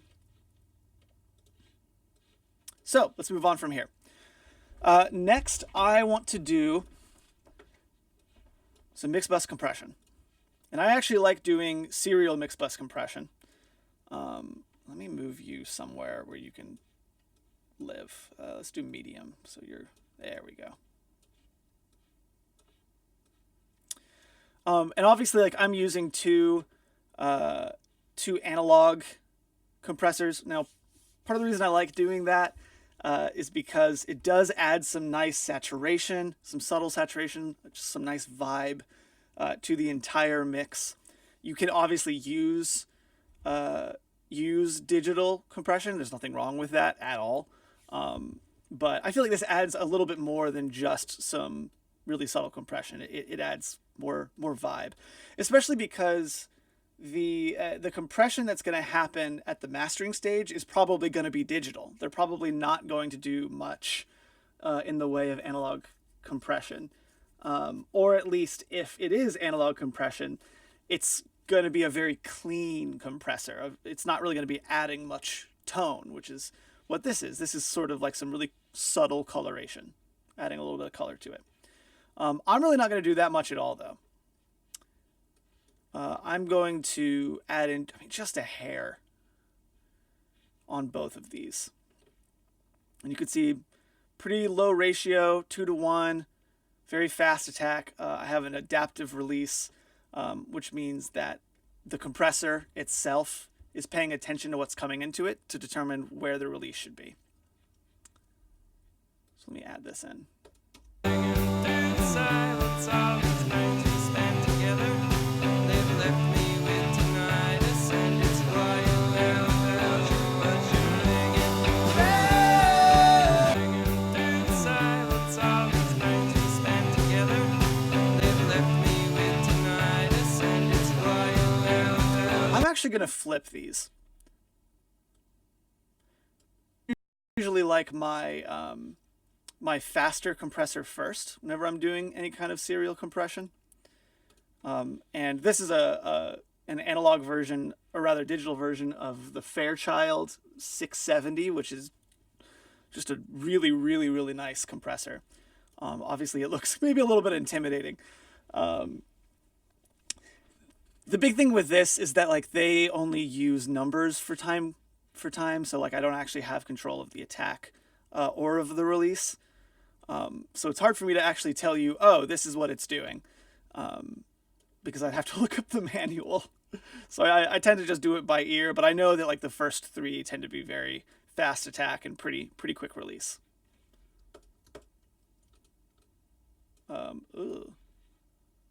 Oh, I see why I have this, because I have this set as a mid-side compressor. I'm not doing that for this. That's way too complicated.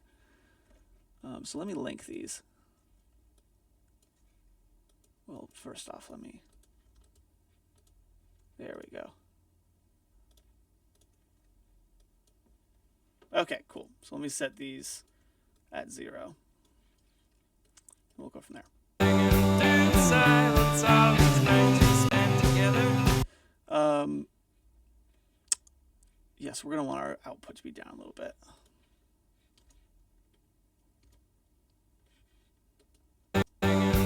Silence of these nights we spent together. They've left me with tinnitus, and it's quiet now without you, but you're ringing. Woo! So I'm definitely going to have to turn the vocals down there so much, because they are really getting dramatically compressed. Silence of these nights we spent together. They've left me with tinnitus, and it's quiet now without you, but you're ringing. Oh god, that's awful. Silence of these nights we spent together. They've left me with tinnitus, and it's quiet now without you, but you're silence of these nights we spent together. They've left me with tinnitus, and it's quiet now without you, but you're ringing. Silence of these nights we spent together.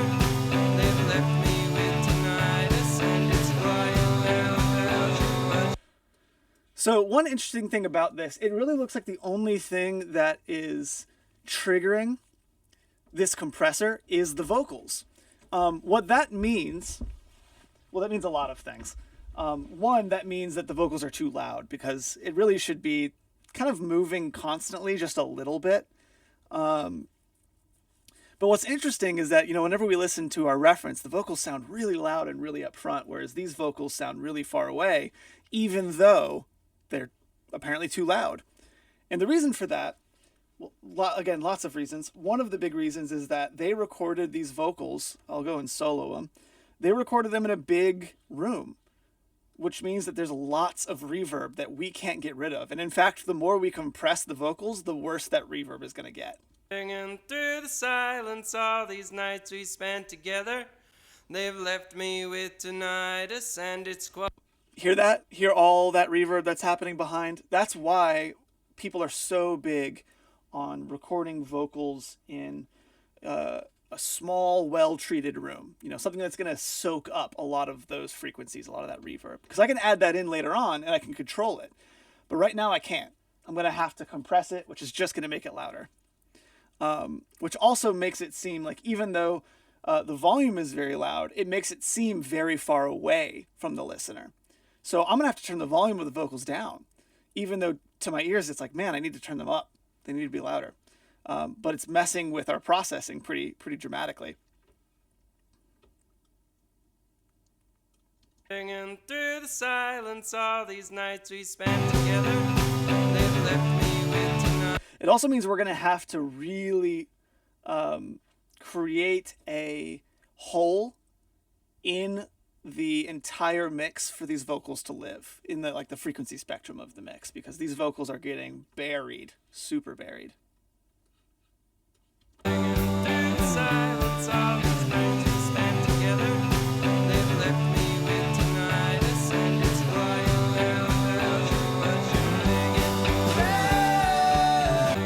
Yeah, that's going to happen no matter what. That's sounding pretty good to me. Let me make sure that I'm gain staging it well. So here's before. So it's kind of just hitting 3. Now let's look at it.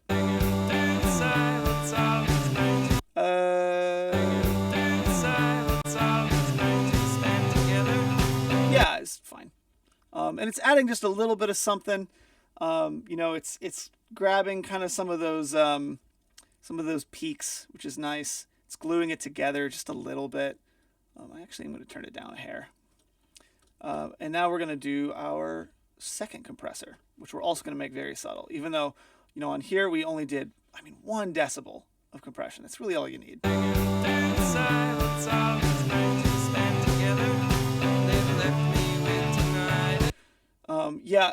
Once we go back and do compression on our vocals, I might actually come back and tweak this. Because the vocals are going to be controlled on the vocal track.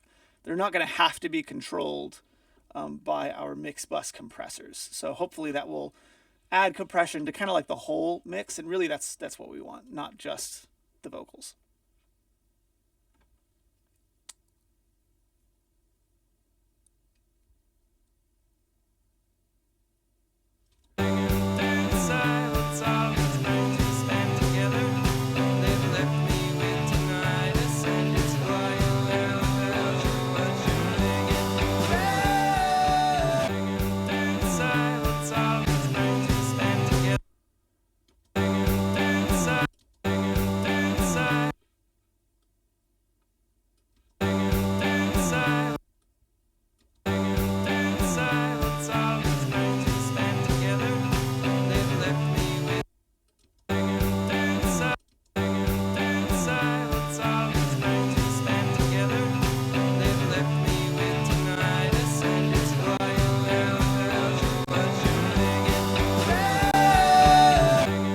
So you can hear how whenever I take these on and off, the mix just kind of comes forward a little bit. The mix sort of,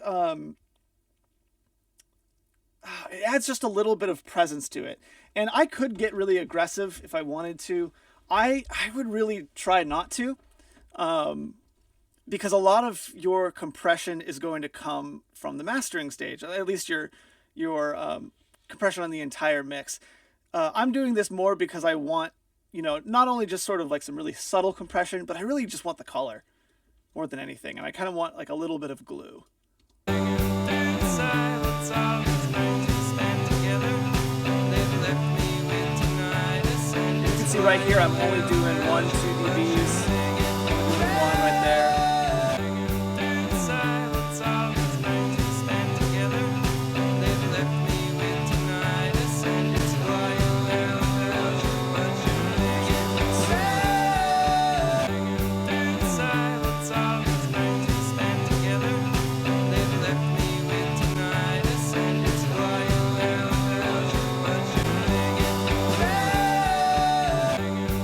silence of each night we spent together. Okay, very cool. Okay, that is our timer. We're not actually going to take a break now. That was just for me to know what's coming up.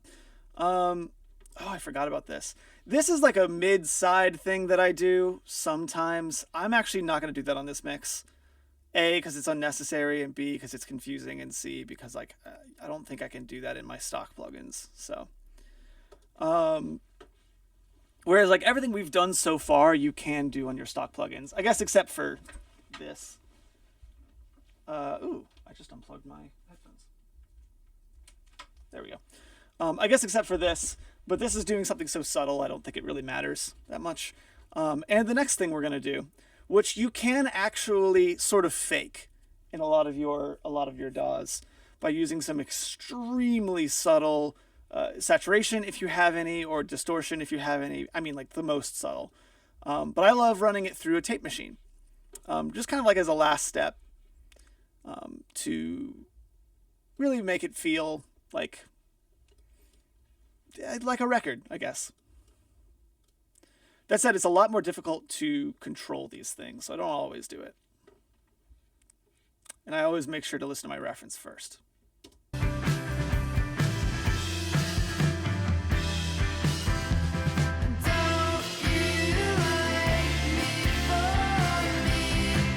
Okay. Whoa, let's mute that.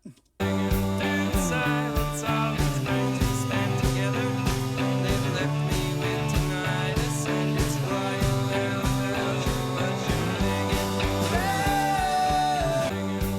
silence of each night we spent together. They've left me with tinnitus and it's quiet without you watching. Yeah, I'm definitely gonna want to go and fix those cymbals. They're sounding really harsh. Like I think most of the mix sounds good through this, but the cymbals are sounding a lot more harsh, and I can actually just fix that on that level. Let's see if this is changing anything. I don't think it will, but okay. So 3 to 2.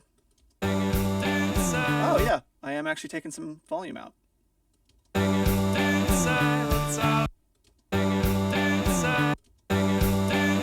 That's going a little bit too much.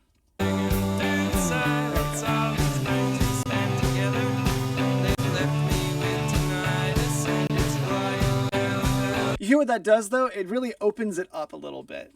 Again, it's just some subtle saturation, but after you do some proper gain staging, you really do start to hear like, oh yeah, this is actually helping just a little bit. So let me take all of this off and then add it back on. You'll see the really massive change that we did.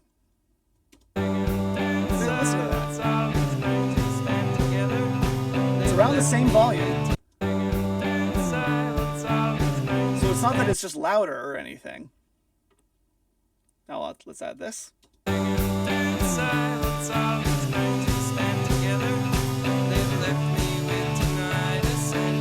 Yeah, I like it a lot more. I definitely am going to want to go and address those cymbals. They're very harsh. And they got a lot harsher with this, but the rest of the instruments sound better, and really that's all I care about right now. So that is us. We've fully set this up. We're going to move on to, let me get rid of this. We're going to move on to the actual mix here in a moment, but we are going to take a break. Oh, and Robert, I will answer your question when we come back. Don't let me forget. Sound good? All right. I will see everyone in 10 minutes. See you soon.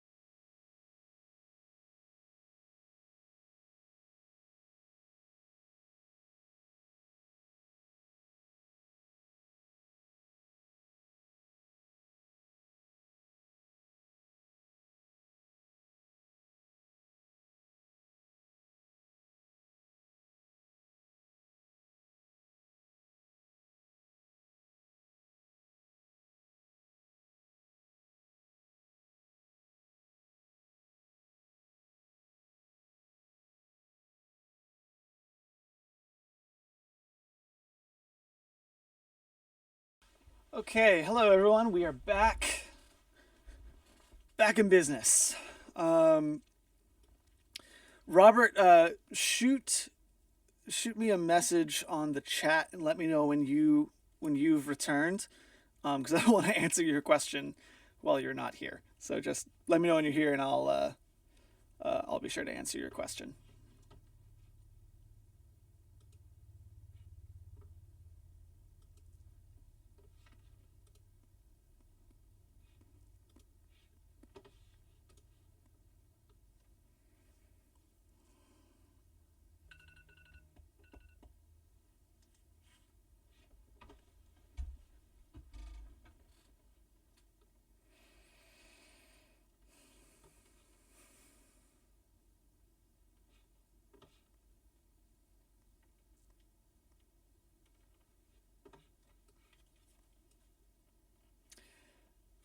Oh, let me actually put this in the messages because he might still be gone.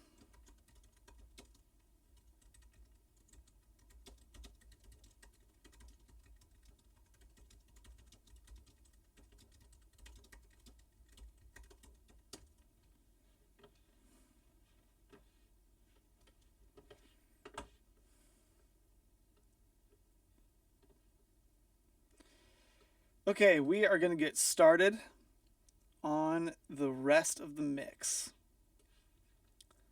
So luckily I've already done all of the editing. Hold on a second. There we go. Luckily I've already done all of the editing. So there's no real need to, go through and clean anything, or do any sort of, tuning or messing with the rhythm. Now, usually if I was doing a mix, this is kind of when I would do that. Like I've set up my volume stuff, I've set up my mix bus, and now it's like, okay, I'm going to go and just make sure that all of the instruments are, like, I'm going to go and make sure that the performance is good, basically. But yeah, I don't have to do that. So I am going to listen through for any room resonances that I need to cut, which I already know where to start, which is with this guitar. And then from there, I'm going to move on and I'm trying to decide if I want to do some more general EQ or if I want to work on it instrument by instrument. I think I'm actually going to go instrument by instrument because I really want to work on these vocals. So let's listen to this. Oh, wow. Looks like I already made one.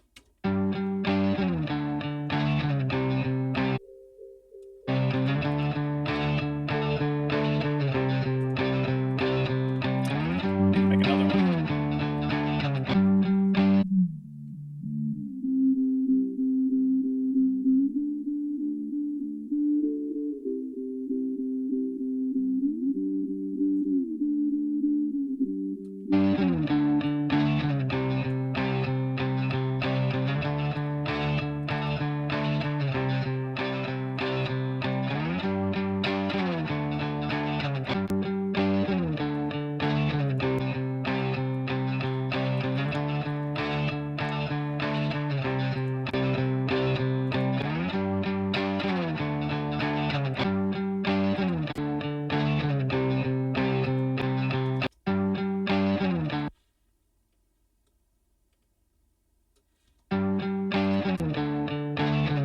Spent together, they've left me with tinnitus, and it's quiet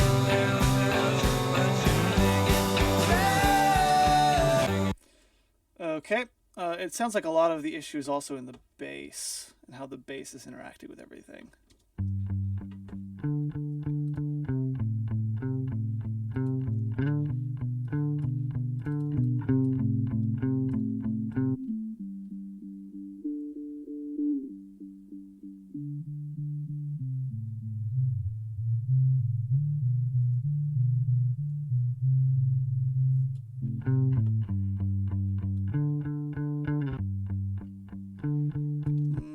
Let me listen to it in context of the entire mix. silence, all these nights we spent together, they've left me with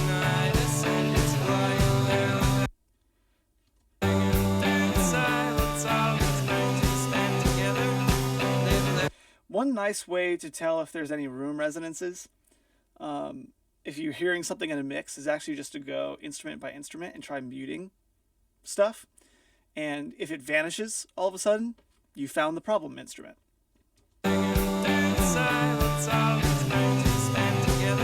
Like if I'm hearing a very woo woo woo woo kind of sound coming from the bass, so I'm going to try to cut that.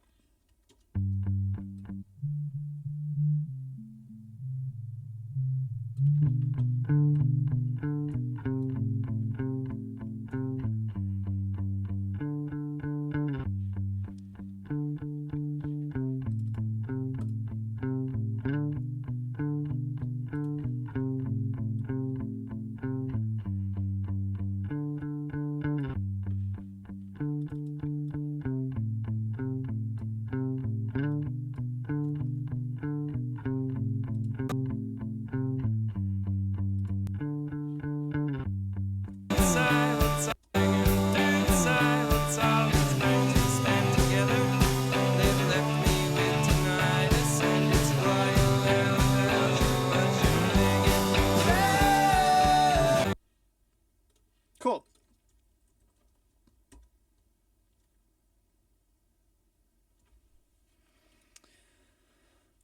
Okay, Rob asks, when you don't have a specific track or mic for an instrument, the subtractive EQ could be done on the mix bus or sub bus.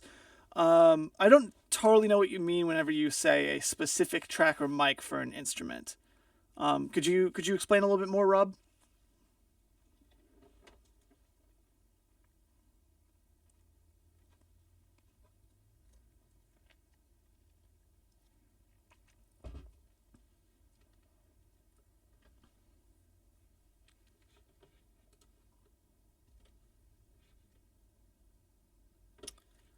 While you're working on that, I'm gonna listen through for any other room resonances. Okay, John asks, if you record direct in via USB, do you still get room resonances? No, you do not. Or you shouldn't, I guess. If you're recording an acoustic guitar, sometimes you will, because there's actually resonances that will happen naturally because of the sound hole. Just with certain guitars, stuff gets caught in the sound hole and, then interacts with the room around it, and some weirdness can happen. So with stuff like that, you can still have resonances, but like if you're recording let's say an electric guitar, nah, you're not going to have any resonances, excuse me, because you're taking that pretty much entirely out of the signal chain. Okay, Rob got back and says, if you have few studio mic only, so are you saying that like your whole band recorded something at the same time, and you've just got those microphones, and so all you have is like 2 or 3 microphones for the entire song, not for specific instruments? Is that, Rob, is that correct?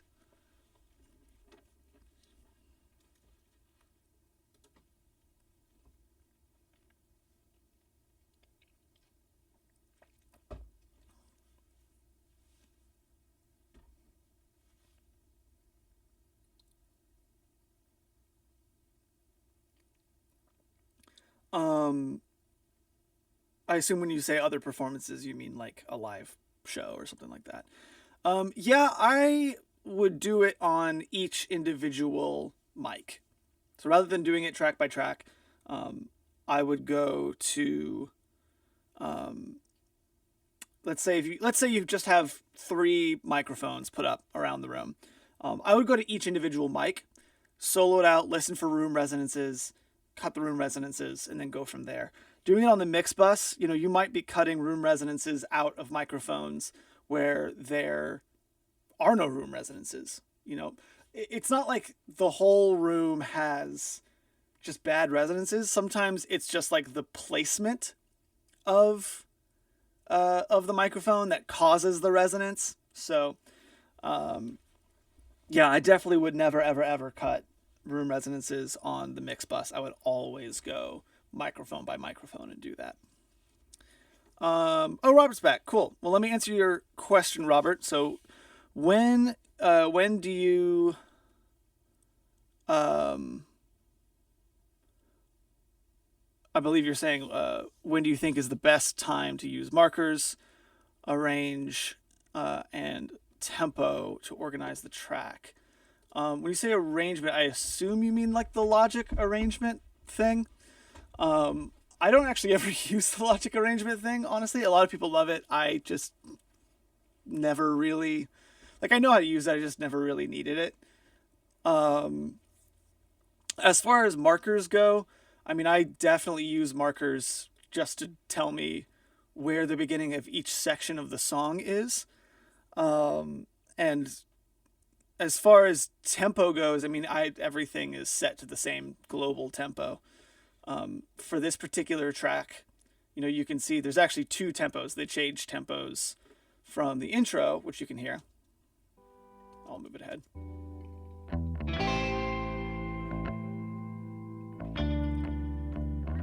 To here. Hanging through the silence of the nights we spent. So it's actually two different tempos. But you can go in and change those tempos if you'd like. Like there are ways to do it in every single DAW.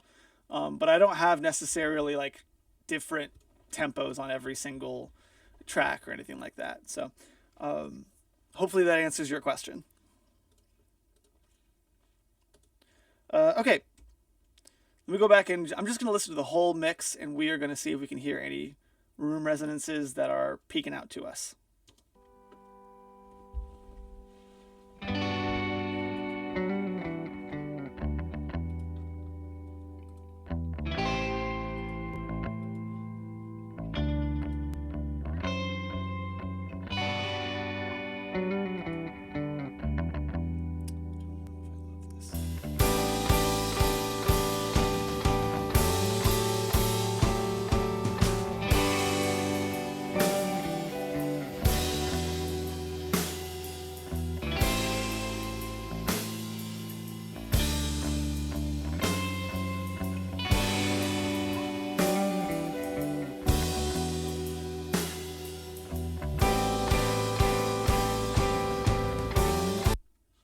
When you say that you use markers for, sorry, I'm going back to Robert. He says, I use arrange for the entire song and markers for folders and groups. I honestly don't totally know what you mean by using markers for folders and groups. Unless you're like writing multiple songs in the same session or something like that. So I guess I just am unsure of what you mean. You honestly just, it's really just whatever way works for you. If using the arrange section in Logic works best and using markers for other things works best, totally fine. For me, I don't really like the arrangement section and I like using the markers for telling me what part of the song I'm in. So, personal preference.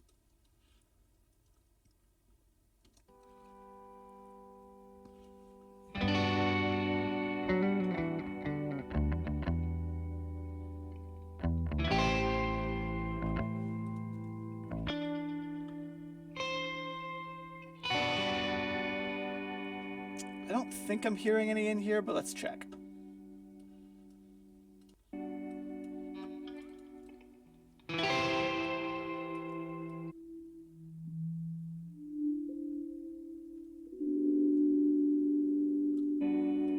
That might be one.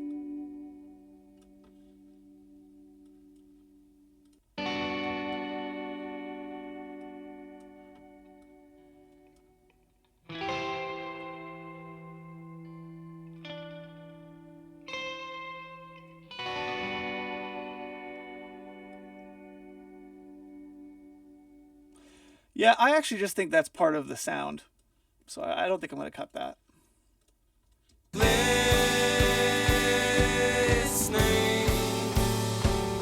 and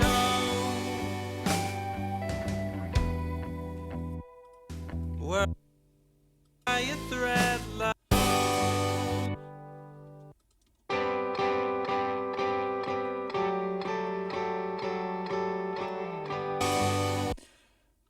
Yeah, I'm not really hearing too many other room resonances outside of this one that we already cut. I'm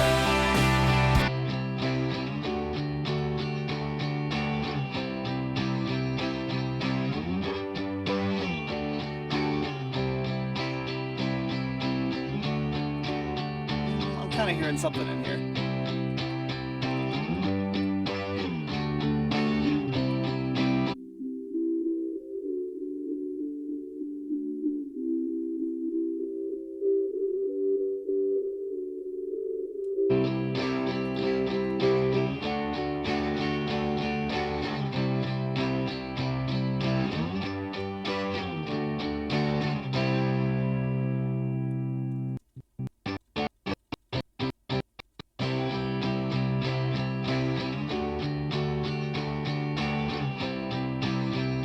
It's kind of midsy.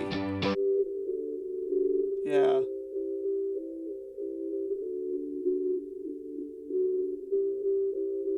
Yeah, kind of like right there.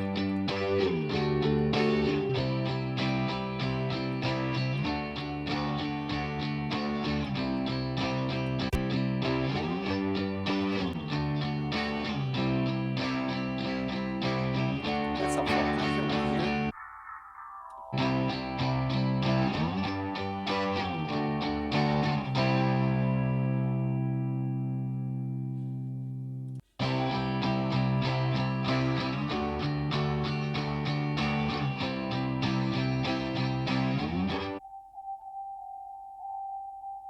There as we go. Yeah. So one of the best ways to know if you've found a room resonance is if you hear sort of the same note happening no matter what chord is being played, no matter what note is being played. And you can tell right there, you hear that boom, boom, boom, boom, boom, boom, that's happening the whole time.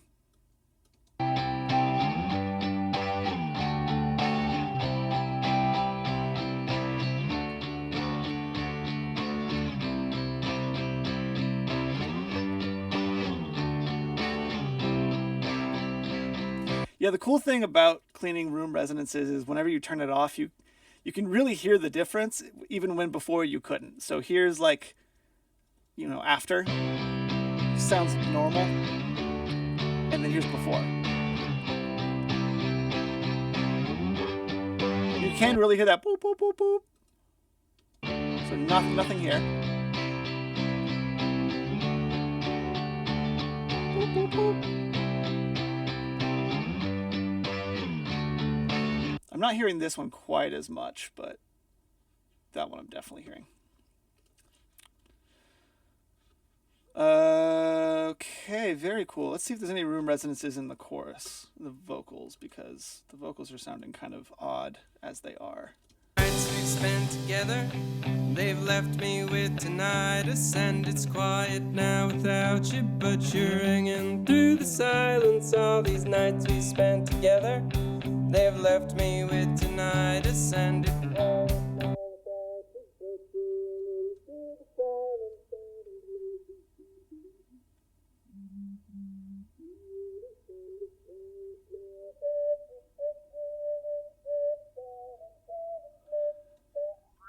Yeah, it looks like no, because like that sounds like a bad frequency, but then as soon as he's not singing that note, it goes away. So that's not a room resonance. It's just a weird singing technique.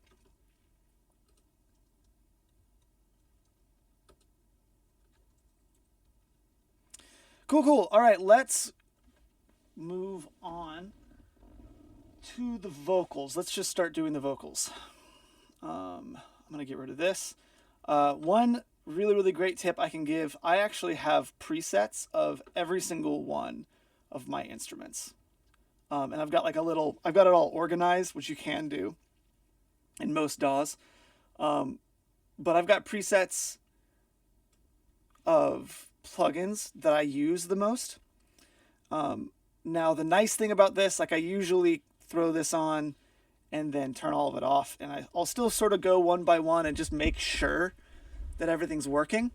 But the nice thing is that, I've sort of got some initial settings on all of it stuff that I like, and like I'll go and I'll tweak it, and maybe I'll get rid of it if it doesn't fit that particular instrument. But it's very helpful because it just gives you a good starting spot. So first off, let us start with our EQ. Nights we spent in silence, all these nights we spent together. They've left me with tinnitus and it's quiet. In silence, all these nights we spent together. I'm hearing some weird latency all of a sudden. Are y'all hearing that?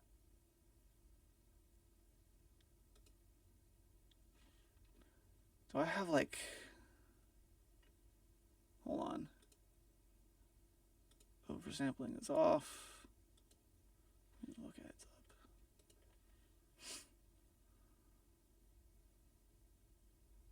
up. Hanging through the silence, all these nights we spent together. They've left me with tinnitus and it's quiet. Hanging through the silence, all these nights we spent together. They've left me with. Hanging through the silence, all these nights we spent together. Yeah, interesting. So that means one of these plugins is adding a lot of latency that for some reason is not being compensated for. I don't actually know why. Again, remember earlier whenever we had some logic problems and I was like, this is half of mixing. It's just figuring out why the thing isn't working. Another one of these great moments. Let me go and make sure that plugin delay is on. Delay compensation. I just forget where that is. It's been so long. Oh, here. It's on. Let's see if that helps. Hanging through the silence, all these nights we spent together. Hanging through the silence, all these nights we spent together. Hanging through the silence, all these nights we spent together. Hanging through the silence, all these nights we spent together. Okay, so it looks like that's not changing anything, which means it's one of these plugins that's causing it. So here's the fun part, which is trying to figure out exactly what plugin is causing it. So I'm just going to get rid of one plugin at a time until all of a sudden it snaps back into place. And then we'll know the culprit. Hanging through the silence. Hanging through the silence. Hanging through the silence. Hanging through the silence. All these nights we spent together. Hanging through the silence. All these nights we spent together. That sounded like it helped. Hanging through the silence. All these nights we spent together. Hello.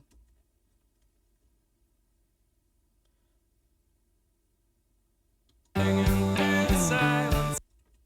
Hanging through the silence. All these nights we spent together. They've left. Hanging through the silence. All these nights we spent together. They've left me with. Okay, let's see if any other ones are causing problems as well. Hanging through the silence. All.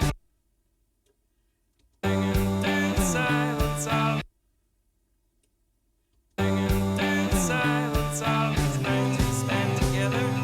They've left me with tinnitus and it's. Interesting. I'm unsure in this moment why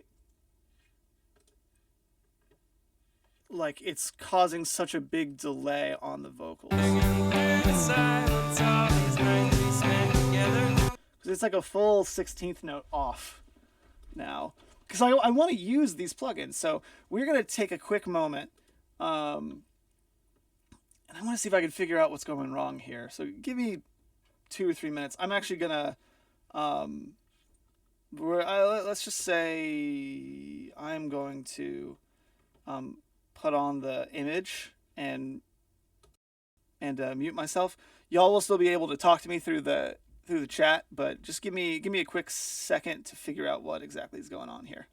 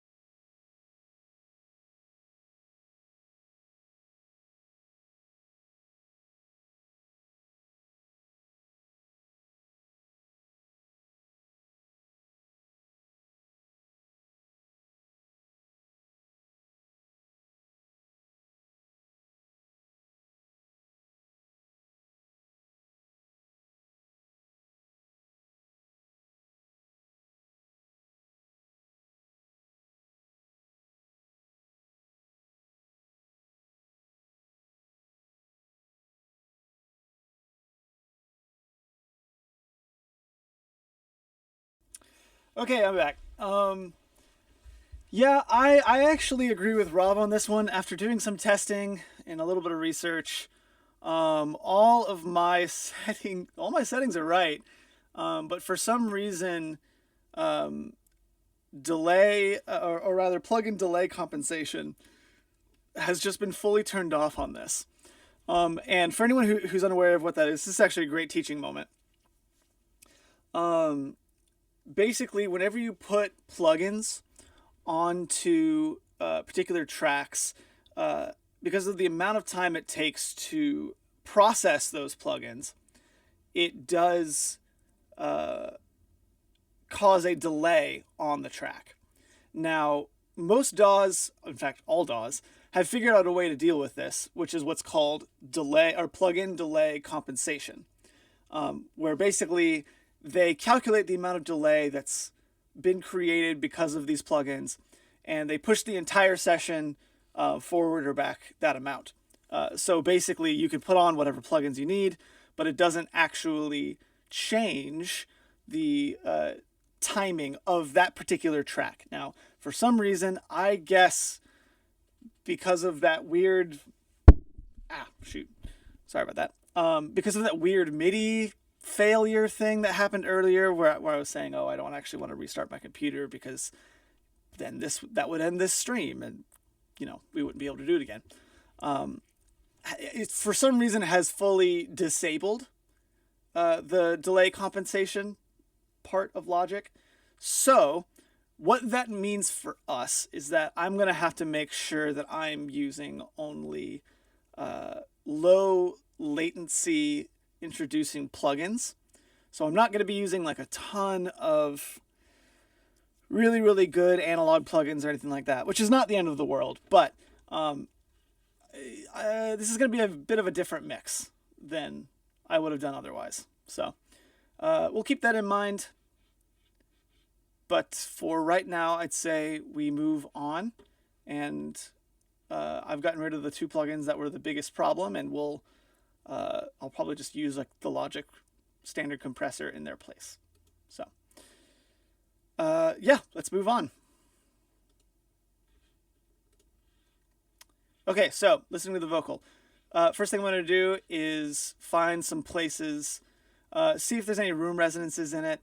I guess we've already done that actually, so I'm just going to be finding some places to cut. Hanging through the silence, all these nights we spent together, they've left me with tinnitus, and it's quiet now without you, but you're ringing.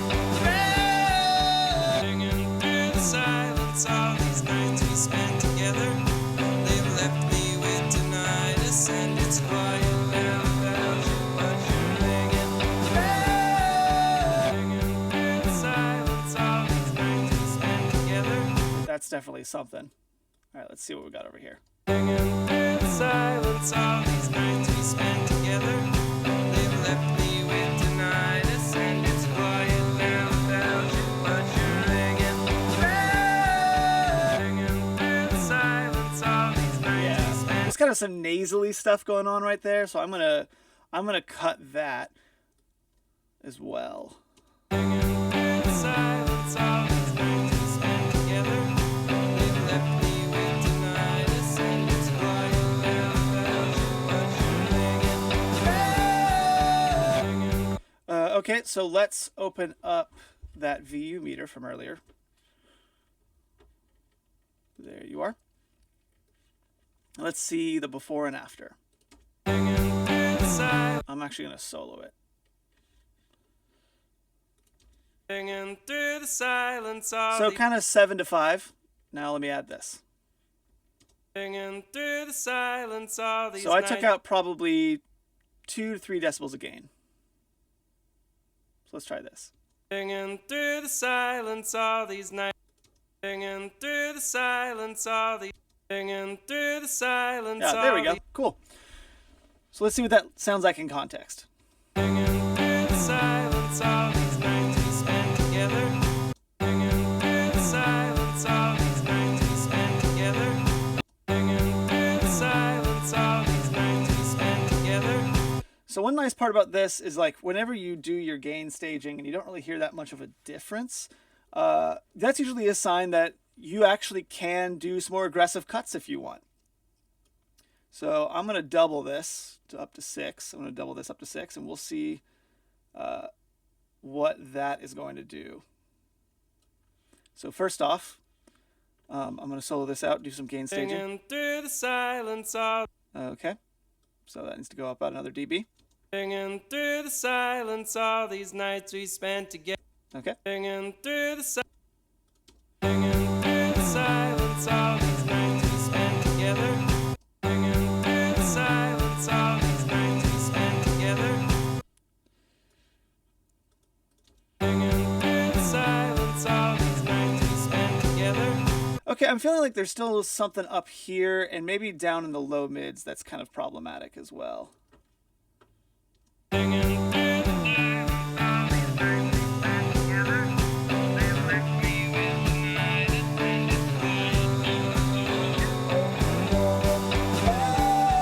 Yeah, there you go. through the silence all these nights we spent together. They've left me with tinnitus and it's quiet now without you, but you're ringing. Singing through the silence all Okay, the nights we spent together. let's see if we need to turn up the volume at all. Singing through the silence all Just a hair. Singing through the silence all these Singing through the silence all these nights we spent together. So here's the important thing to note about this. And I'm actually going to grab Logic's EQ to show you what I'm about to tell you. EQ. I'll just do this. Cool. So, there we go.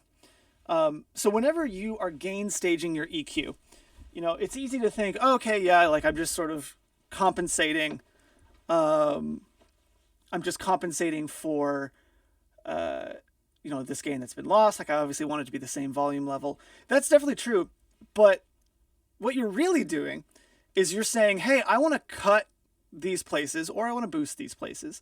And I'm going to, we'll stick with cut now for the example. I'm going to cut these places and I'm going to boost everything, which inherently means I'm going to be cutting some stuff, but I'm also going to be boosting everything that I didn't cut, which I think is a really, really great way of knowing if you did a good job of balancing the sound rather than just like cutting some stuff out. So let me, I'm just going to, this is probably going to sound bad. I'm not even going to really try to make it sound good. This is just for an example. That was probably around there. And I think that was kind of here-ish. So let's see what this sounds like before. Singing through the silence all Well, let me actually turn this off. So, Singing through the silence all these okay, and after. Singing through the silence all these nights. Okay, so we lost a lot. So look at what happens on the Logic EQ whenever I turn the volume up over here. You see how it's turning up everything? That's basically what's happening. So I'm essentially boosting all of these sections and cutting these sections just a little bit less. Singing through the silence. So I still need more. Singing through the silence A all little bit more. Singing through the silence. Singing through the silence all There we these go. nights we spent together. Singing through the silence all these Singing through the silence all these nights. You hear how there's, like, that opened it up so much. But the big thing is that, like, in reality, rather than cutting, you know, what is this, 8.5 decibels, you're actually only cutting at about 6 decibels, and you're boosting all this other stuff by 4 decibels or something like, I guess, 3.5 decibels. It really does change the way you EQ whenever you focus on gain staging after you make your EQ moves. You're going to not only have a much more accurate picture of whether or not what you did helped, but for the first time, like, you're actually going to hear a much more balanced sound in context to what it was before. And it's also going to help you realize, like, oh, there are times where I can be more aggressive with EQ and it's okay. Because if I'm cutting out 10 dBs, something insane like that, and I'm not doing any volume compensation, well, yeah, it's going to sound really bad because you've not only cut out 10 decibels of a guitar or something like that, but also you've probably turned the volume down 3 or 4 dBs. And like I said earlier, the ear hears loud sounds, excuse me, the ear hears loud sounds as sounding better, more exciting, and softer sounds as sounding worse and weaker. That doesn't mean everything has to be as loud as possible. Obviously that's really bad, but whenever you're doing any kind of processing, making sure you're hearing it at the same loudness basically ensures that you are making good mix decisions, and you're not just making it quieter so it's worse, or you're not just making it louder so it's better. Okay, let me get out of this. Singing through the silence all these nights we spent together. I actually kind of liked what I did on this more. Singing through the silence all these nights we spent together. What did I do here? 5.8. Yeah, so I think I just did some more aggressive cuts.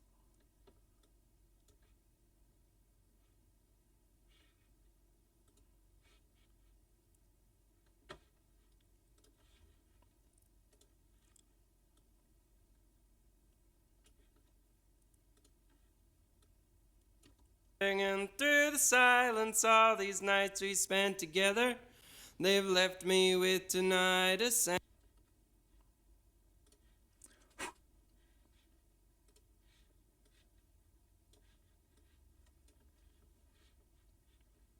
singing through the silence all these nights.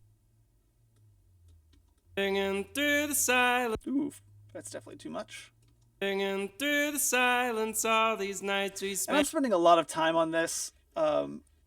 I usually don't spend this much time. I kind of get it to where it's close, and then I move on. It doesn't need to be like an exact sort of thing. But I just want you to hear exactly what I'm talking about. Singing through the silence all these.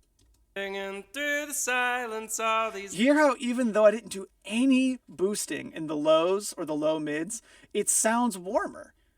It sounds so much warmer. And that's because, like I said, like I cut all this stuff out, and then because I boosted the entire frequency spectrum to compensate for it, I essentially boosted this whole bit 6 decibels, and now it sounds a lot warmer. Singing through the silence all these nights we spent together. They've left me with tinnitus, and it's quiet now without you, but you're ringing. All right, let's take that out of solo and see what that happens. Okay, Julia asks, for the vocals right now, you are tone shaping, right? You said that there are no room resonances. Yeah, I'd say there's no room resonances that we can fix anyway. The room they recorded this in is definitely a bad room for this. I mean, the fact that I can hear so much reverb in it, and the fact that also his voice is just really wonky and is sounding like it's changing from moment to moment. A lot of times that's because his voice is reacting poorly to the room. So yeah, I wish that I could go in and do a bunch of cuts to cut the room resonances, but it sounds like the room is changing so much because his voice is changing so much that, I might cut something and it might only help for 5 seconds of the whole mix, even though for 5 seconds of the whole mix, it's really problematic. So this is a really good example of why it's important to treat your rooms with acoustic treatment, or just pick the best room you can, if nothing else. But yeah, let me take this out of solo and we'll hear what that sounds like. Singing through the silence all these nights we spent together. They've left me with tinnitus, and it's quiet now without you, but you're ringing. Singing through the silence all these nights we spent together. They've left me with tinnitus, and it's quiet now without you, but you're ringing. Okay, I'm gonna put on a de-esser now. because his S's are getting pretty harsh. How de-essers work, it's pretty simple. I actually really love using wideband de-essers. A lot of de-essers have split band, which basically means like, oh, I'm only compressing, the top bit where the S is. I think that sounds kind of unnatural for me personally, so I actually just use it almost. I guess I wouldn't say this is more like a multiband compressor, whereas this is just like it's only listening to one particular part of the frequency spectrum. So it's only listening to 8 kilohertz to 14 kilohertz, and then it's turning everything down for a split second when that S happens. So let me solo it. This is something you can solo. It's okay. Singing through the silence all these nights. So one cool thing with this particular plugin is I can actually solo out the S's.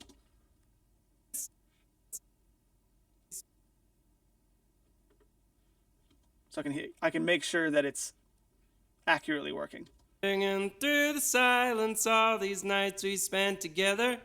They've left me with singing through the silence all these nights we spent together. So if I do it too much, you can hear how it almost sounds like a lisp. Singing through the silence all these nights we spent together. How it's like ringing through the silence, so it makes it almost too long, if that makes sense. Singing through the silence all these nights. It's unnatural. So there's not really like an absolute number that you have to hit. You just got to use your ears. The rule of thumb is once it starts to sound lispy, you've gone too far. Singing through the silence all these nights we spent together. They've left me with tinnitus and But there's no gain staging I have to do on this because it's only compressing, very, very small bits. singing through the silence all these nights we spent together.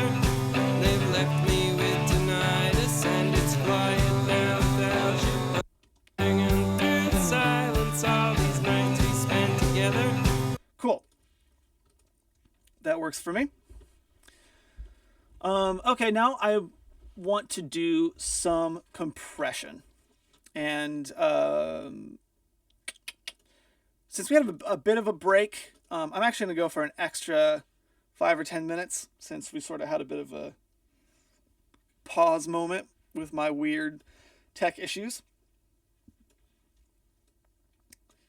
So this is the FabFilter Pro compressor. I mean, it works just like a regular compressor. There's nothing really all that different about it. It's just it's really high quality. One thing that I really like about it is that it can actually handle super fast attack times really, really well. Now, a lot of people, instead of using a digital compressor with super fast attack times, they might use like an 1176, which is an analog compressor plugin that is well known for the same thing. One thing that I think a lot of teachers really overlook, and this might actually be something that I am at odds with Rob. Not that I think that Rob is wrong, but just something that he and I disagree on. I think a lot of teachers really shy away from fast attack times because if you do them wrong, they can just wreck your sound, which is totally correct. But if you look at compressors from the 50s on, before digital compression came along, most of the compressors, with the exception of some of them, actually had really fast attack times. Like the 1176 is one of the most used compressors of all time, and its attack time is somewhere between 2 milliseconds and about 5 microseconds. So literally, a fraction of a millisecond. So an incredibly fast attack time. And that was on every record that you've ever listened to that came out before 1985. Just about. And while that doesn't work on every single instrument, obviously, and I'm not saying that it should, it is something that we have all shied away from because if you're too aggressive with that type of thing without knowing what you're doing, it can make something sound lifeless. It can really suck the life out of it. But if you're trying to get a more professional sound. A lot of times the studios are using stuff with this hyper fast attack time. Now, I don't know if I would do that on your stock compressors.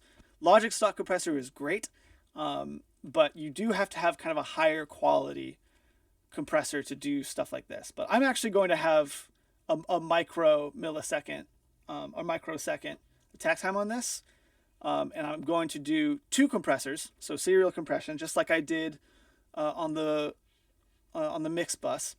And I'm just going to get a little bit just to grab the peaks. That's all. All I'm wanting to do is control the vocal a little bit. So I'm actually going to, there's some weirdness that I've put in here that is unnecessary. Turn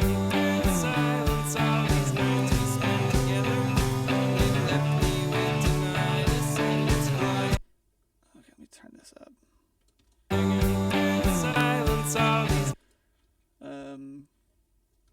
That's why. Okay.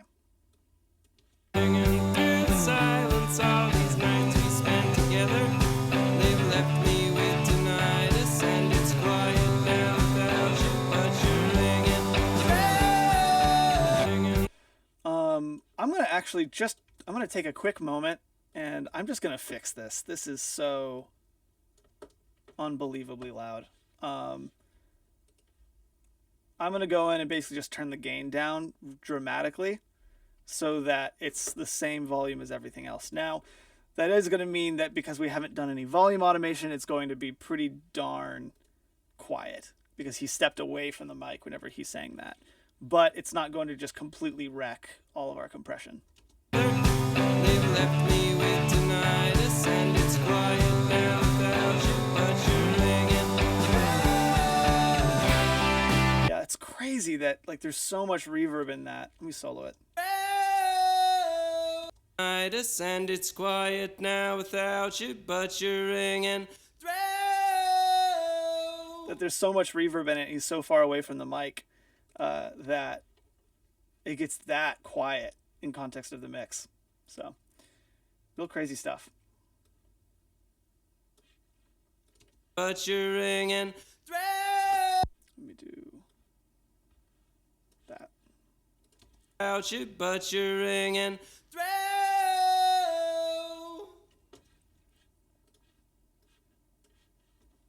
Cool. John has a question. Rob goes into this in his latest compressor vid and shows the effects on the waveform, especially on transients. Ooh, I actually haven't watched that. I think that came out only a few days ago. I need to check that out. That was an idea that we had talked about, like a year ago. That's cool. Did I lose? I did. Here we go.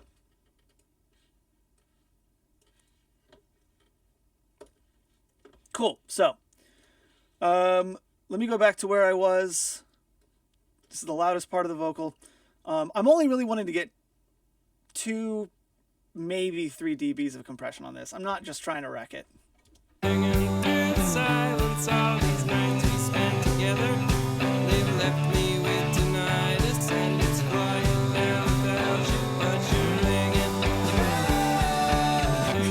It's so quiet.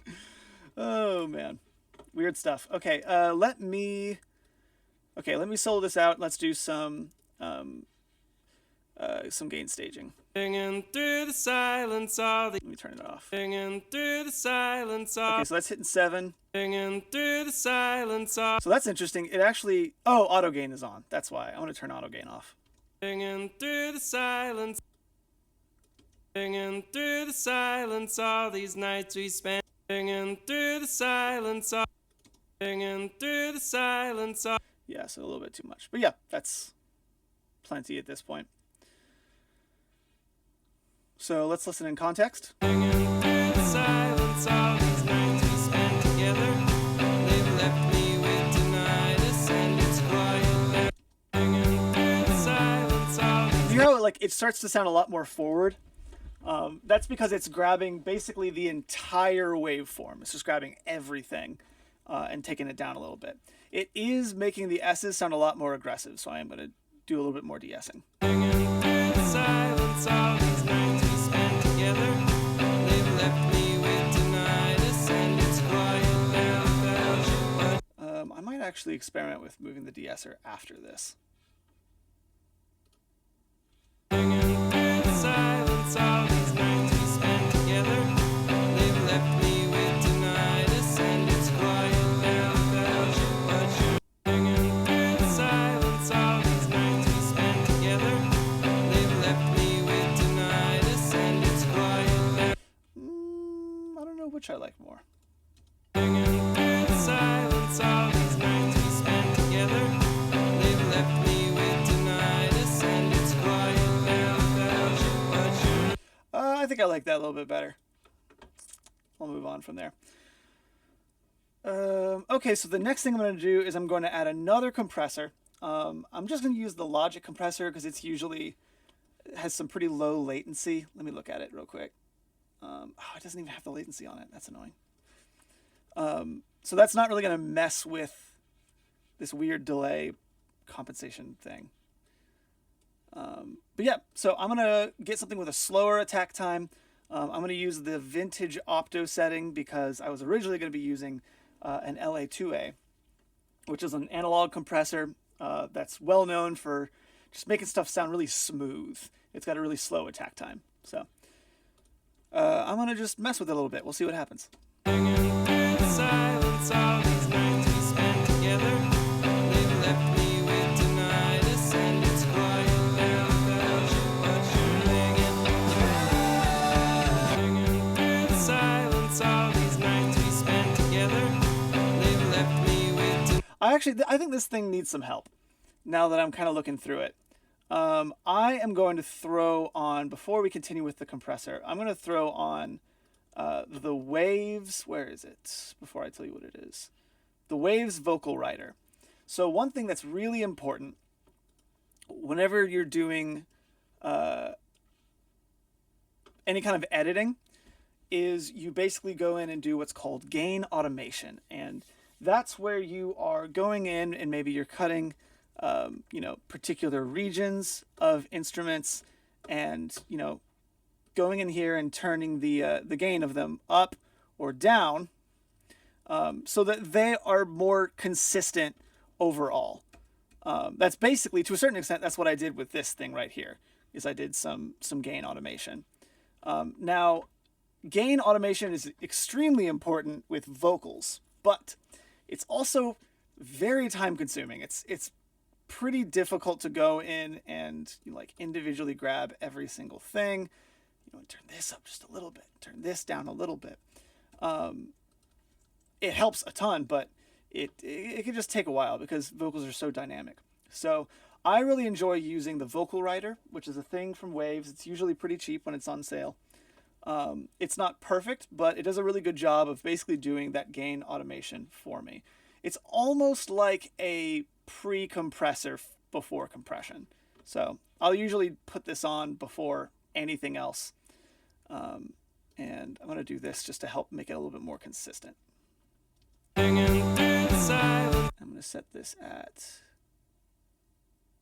18. Hanging through the silence. Nights we've spent together, they've left me with tinnitus, and it's quiet now without you. But you're hanging through the silence. All these nights we spent together, they've left me with tinnitus, and it's quiet now without you. But you're hanging through the silence. Okay, now that I've done that, that's going to help out a lot, but I'm going to need to go and kind of make some tweaks. Hanging through the silence. All these nights we spent together, they've left me with tinnitus. Still okay. Hanging through the silence. All these nights we spent together. That's still okay. Hanging through the silence. All these nights we spent together, they've left me with tinnitus, and it's quiet now without you. But you're hanging through the silence. Okay, let me do this. How do you decide on the target? So yeah, Zia asked, how do you decide on the target for the vocal writer? You can either do it by eye, and just kind of be like, okay, where in general is, is the vocal living? Like I only want the vocal to be moving sort of like up and down just a little bit. I don't really want it to like constantly be down or constantly be up. But I also know that I already did some initial gain staging, and I set the vocals to be kind of sitting around 0 dBVU before I even started this whole process. And 0 dBVU is the same thing as negative 18 dBFS. So if you click on this, you can actually see there's a number. This is basically like the target you're going for, the dB full scale target you're going for. And again, that's just like the way that DAWs measure volume. That's the thing you're seeing here on the volume fader. So because I know it's sort of sitting around 0 dBVU, I know I'm probably going to want to set it at negative 18 for here, just because like I already know it's sitting around there. But if I hadn't already done that, then I would just sort of watch it for a while, 10 seconds, and kind of see like, is it moving up and down? Is it only moving up, or is it only moving down? And I'm trying to get it to where it's moving up and down.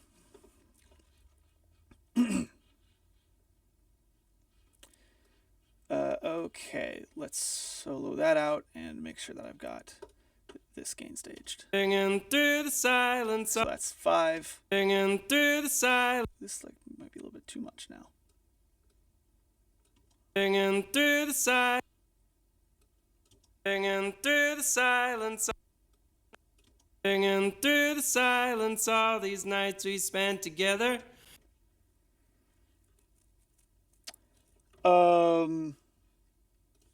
Zia asks, so the fader should be somewhere in the middle of the yellow bar. I assume you mean this yellow bar. Yeah. I mean, somewhere kind of in here is fine. Again, it really only depends on what this fader is doing. Like if I set this really high, you'll see Singing through the it's silence, just all constantly up these here. nights we If I set it really low, singing through the it's silence, just constantly all down at the these nights. bottom. So I'm really just wanting to set it where it's moving up and down around the 0 area. Singing Because like if it's only turning it down or it's only turning it up, then it's just a compressor basically at that point. Singing through the silence, all these nights we spent together. They've left me with tinnitus, and it's quiet now without you, but you're ringing through. Singing through. Cool. Okay, let's try this out. Singing through the silence, all these nights we spent together. They've left me with tinnitus, and it's quiet now without you, but you're ringing. Singing through the silence, all these nights we spent together. They've left me with tinnitus, and it's quiet now without you. Okay, I'm going to do some gain staging. Singing through the silence, singing through the silence, singing through the silence, all these nights we So spent it looks actually together. pretty good. I did add a little bit of distortion, which is just saturation, to kind of lean into the analogness of this. So that makes sense. That adds a lot of makeup gain just in the way Logic does it. Singing through the silence, all these nights we spent together. They've left me with tinnitus, and it's quiet now without you, but you're ringing. Singing through the silence. So let's listen to a before and after of just this compression, because like this has made a pretty big change already. So here's before. Singing through the silence, all these nights we spent together. They've left me with tinnitus. Same loudness level. You realize that. Now let's do this. Singing through the silence, all these nights we spent together.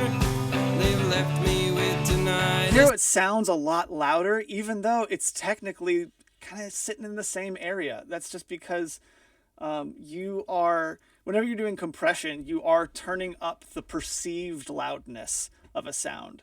Whenever you're making the softer sounds louder, the ear just sort of perceives it as being fully louder, even if it's kind of the same actual amount of volume. So yeah, I think that helped a lot.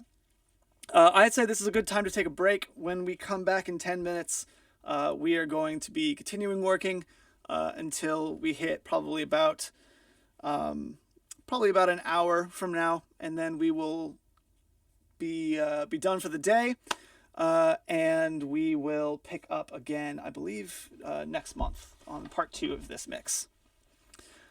Rob, I will answer your question here in a little bit. Just let me know whenever you're back from your break. Just type it into the chat, and I will answer it once you're back. So we'll see you soon.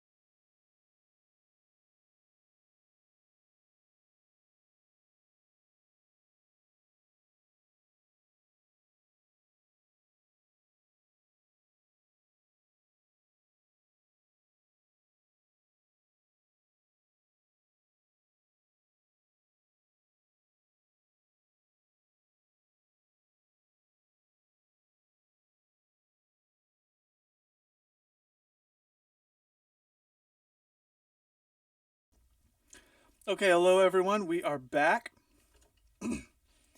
I am going to be doing just a little bit of eating. I had a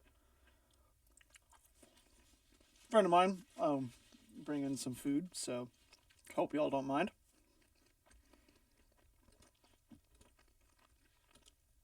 But we're going to jump right into it. I am going to message Rob. Oh, he already said. Perfect. So let's actually answer Rob Nixon's question, which is, on a voice like this, would you use side chaining on a compressor on some of those instruments that are competing with the voice? I think that is a fantastic idea. A voice like this really needs a lot of space created for it. And one thing, excuse me, one thing that that Rob is talking about is basically adding some compression to particular instruments whenever the voice is in, so that the volume is literally taken down. I actually have something set up. No, I'm gonna do something different than the thing I usually have set up. But I think that's a really, really good idea. I am gonna do that kind of probably halfway through the mix, once I move into all the electric guitars, which are really competing a lot, and like maybe potentially the overheads or this synth drone or something like that. I think that would be a big help. But for now, we're going to continue working on this vocal. So I'm actually going to. I was listening to it during the break. I feel like it needs a little bit more compression, but instead of using a compressor, I'm actually going to use some saturation. So saturation is, if you have or haven't heard of it, it's basically the better sounding version of distortion. Saturation is what happens. Let me actually rewind all of this. Saturation is the reason why people love analog gear so much, because analog gear is imperfect, so it actually adds extra frequencies while it's processing the audio. It's adding distortion, but distortion is usually actually the thing taking frequencies away, whereas saturation is adding new frequencies. And so whenever you use, tons of analog gear, a tiny amount of saturation is added every time. So by the end, it sounds really thick, it sounds really fat. It also has some natural compression elements to it. So instead of using a third compressor, I'm going to try to use a little bit of saturation. This is just the FabFilter Saturn. I'm using just like the gentle saturation setting on that.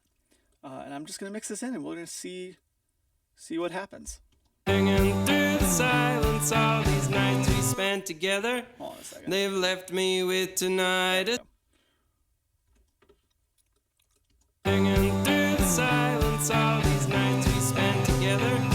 They've left me with tinnitus, and it's quiet now without you, but you're ringing. Singing through the silence, all these nights we spent together. They've left me with tinnitus, and it's quiet now without you, but you're ringing. Singing through the silence, all these nights we spent together. They've left. Yeah, just a little bit. And one cool thing about this particular plugin is you can actually do multi-band saturation. And I don't want literally anything on this band, because I don't really want to saturate that nasty stuff down at the bottom. Singing through the silence, all these nights we spent together. They've left me with tinnitus, and it's quiet now without you, but you're ringing. Okay, let's see if this is just adding volume or if it's actually helping out. So before Singing through the silence, 7 and 5, and after. singing through the silence, all these. It's not really adding that much at all. Singing through the silence, all these nights we spent together. And one important thing to know is that saturation is probably not going to sound great in solo. It's really more something that helps in context of the rest of the mix. Singing through the silence, all these nights. Singing through the silence, all these nights we spent together. I think I'm actually I'm gonna mix it in. So let's do this. Singing through the silence, all these nights we spent together. They've left me with tinnitus, and it's quiet now without you, but you're ringing. Singing through the silence, all these nights. Okay. Let's do some gain staging. Singing through the silence, singing through the silence, singing through the silence. Okay, that's taken out a little bit too much.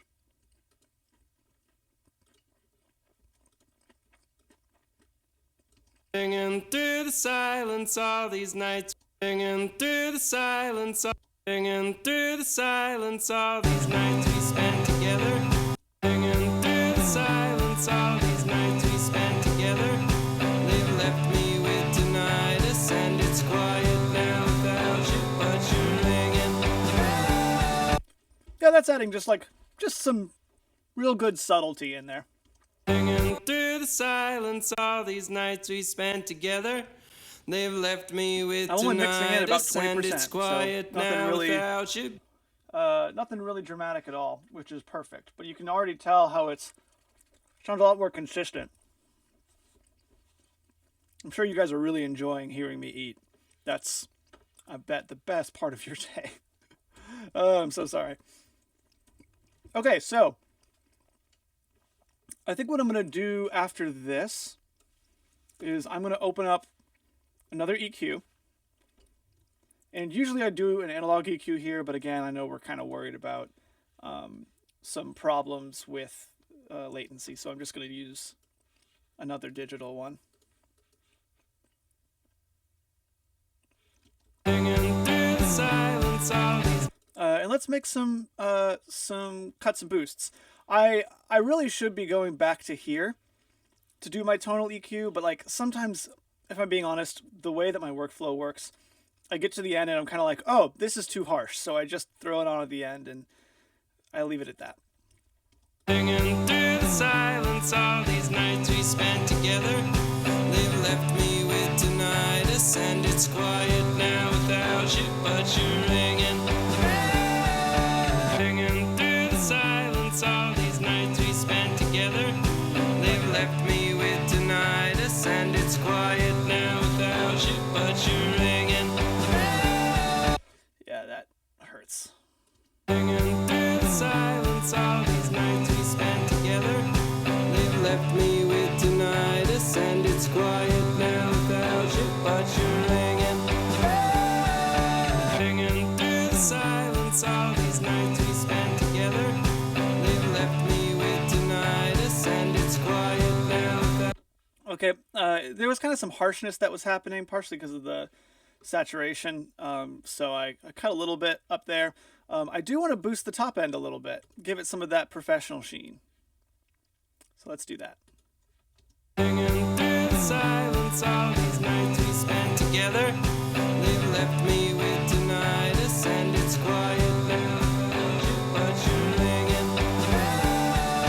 Singing through the silence, Is this all doing these anything? nights we spent together. They've left me with tinnitus, and it's quiet now without you, but you're No, ringing. not again.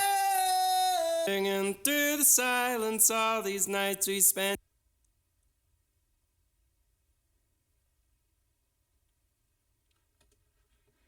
The spinning beach ball of death. Ugh. Ugh.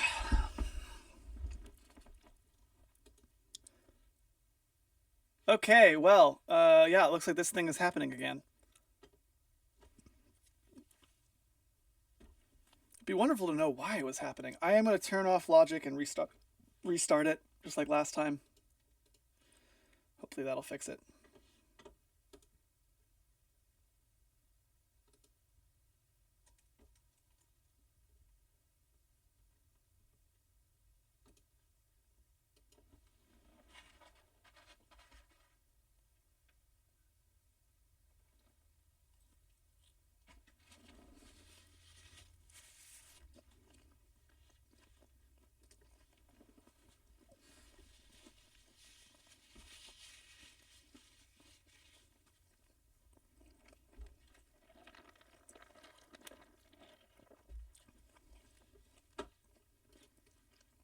Singing through the silence. Okay, good. It's working again.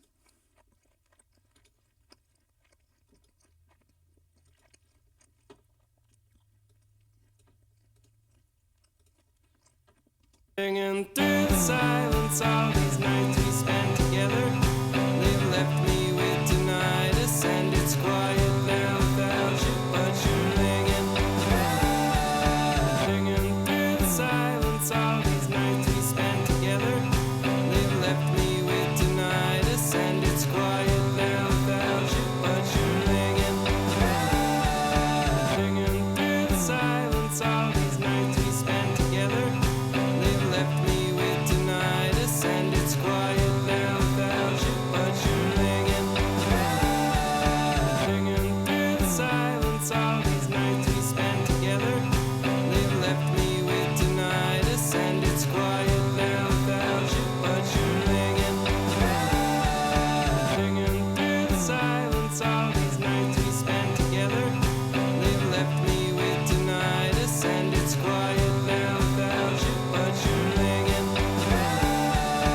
ringing. This may not end up getting any of that professional sheen I was talking about.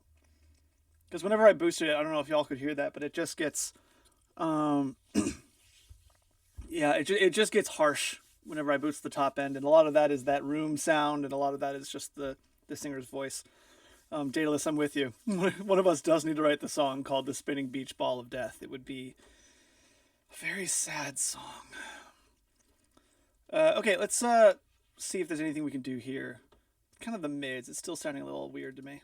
Singing through the silence, all these nights we spent together. They've left me with tinnitus, and it's quiet now without you, but you're ringing.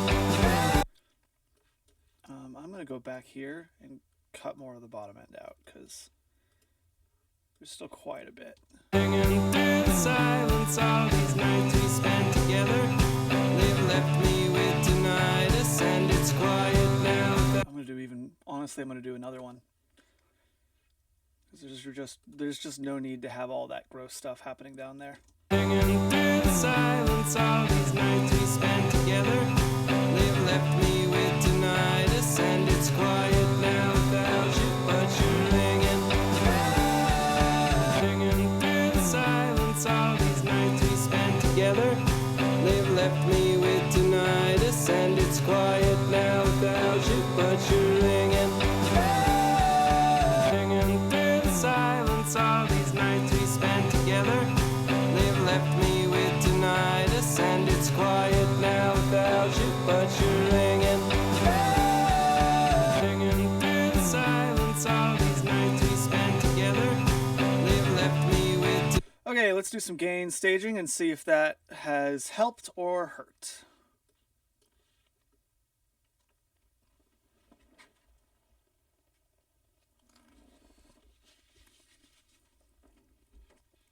Singing through the silence, singing through the silence, singing through the silence, all these nights we spent together.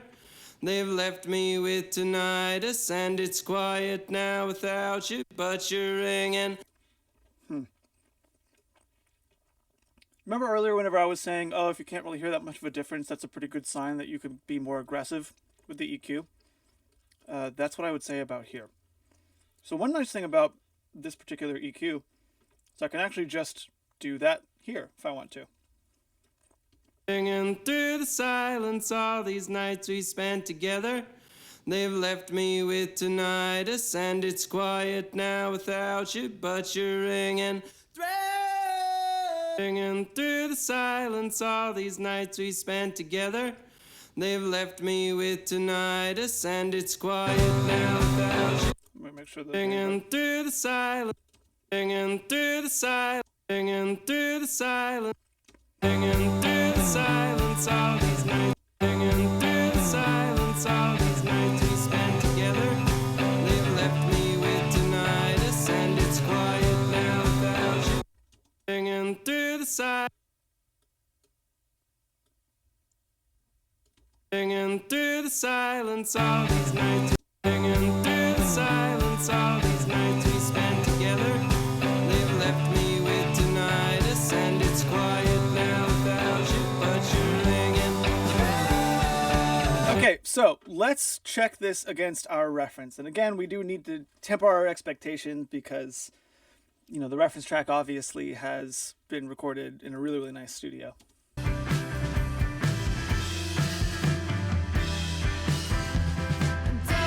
you like me for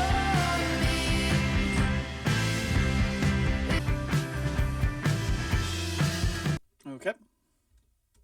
Hanging through the silence, all these nights we spent together.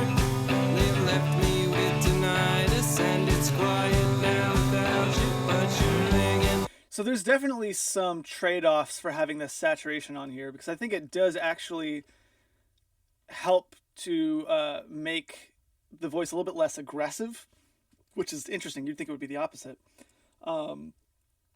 But you can hear some audible crunchiness in it now, which not the end of the world.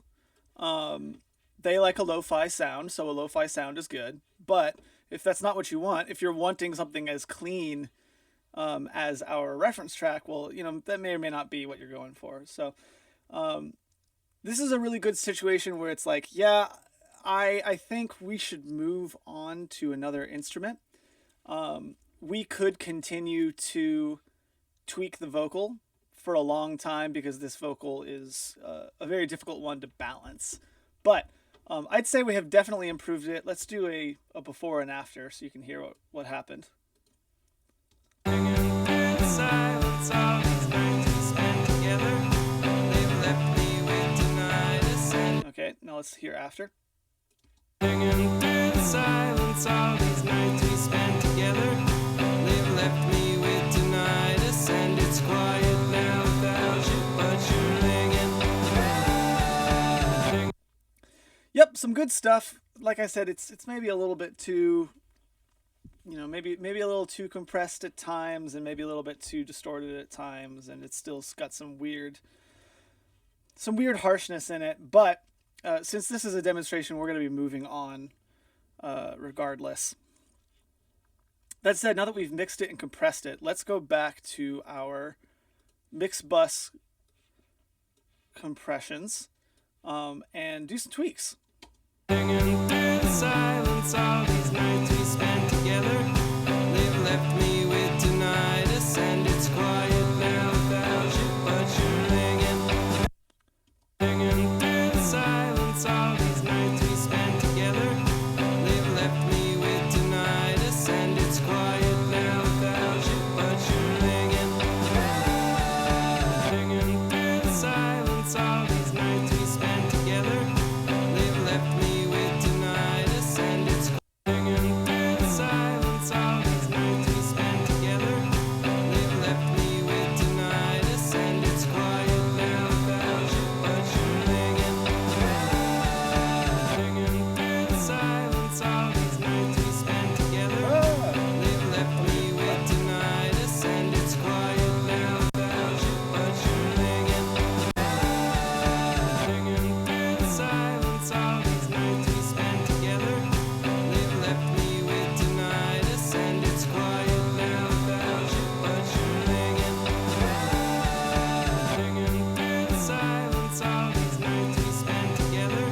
Okay, looks like I changed the volume a little bit. So again, let's grab our VU meter. We'll do a before. Hanging through the silence, Kind of 4 to 2. hanging through the silence, all these nights we spent together. So let's turn it up a little bit. Hanging through the silence, all these nights we spent together. They've left me with tinnitus, and it's quiet now without you, but you're ringing. Hanging through the silence, all these nights we spent together. They've left me with tinnitus, and it's quiet now without you, but you're I think I'm going to tweak this a little bit as well. hanging through the silence, all these nights we spent together. They've left me with tinnitus, and it's quiet now without you, but you're ringing. Hanging through the silence, all these nights we spent together. They've left me with tinnitus, and it's quiet now without you, but you're ringing. Hanging through the silence, all these nights we spent together. They've left me with tinnitus, and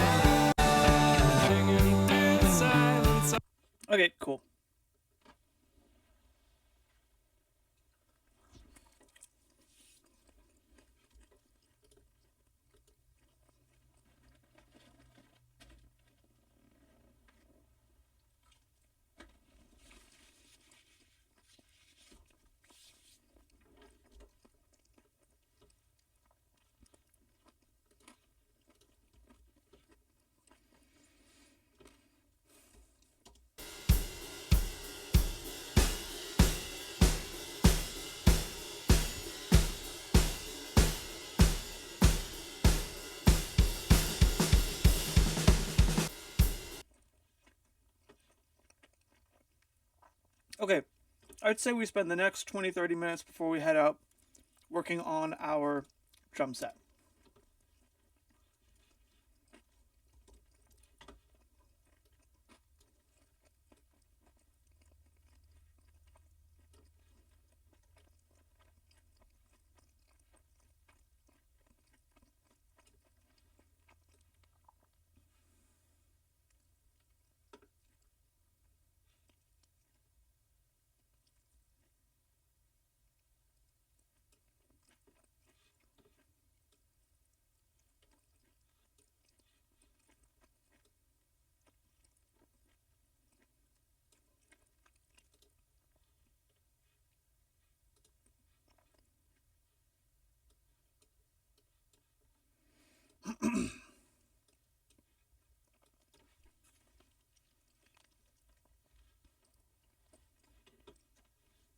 Cool. So some of these things are going to be necessary, some of them are not, partially because I've already done them during edit.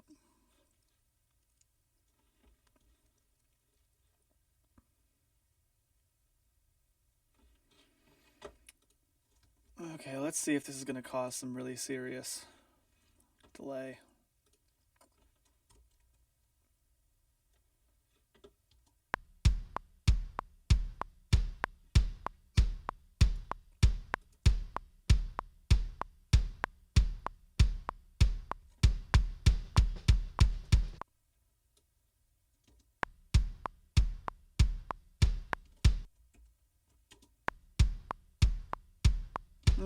Yeah, it's causing some delay, but I don't think it's the end of the world.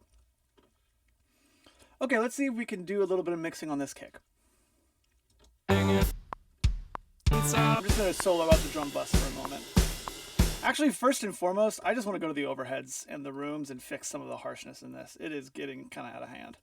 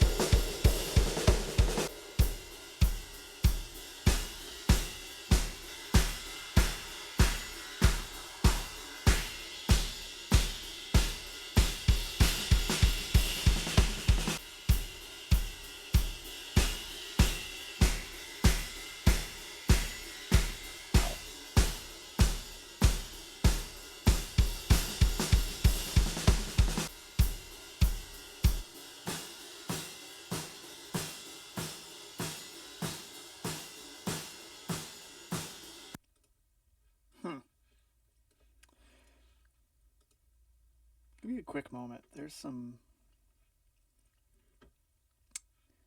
I might need to fix the alignment of these.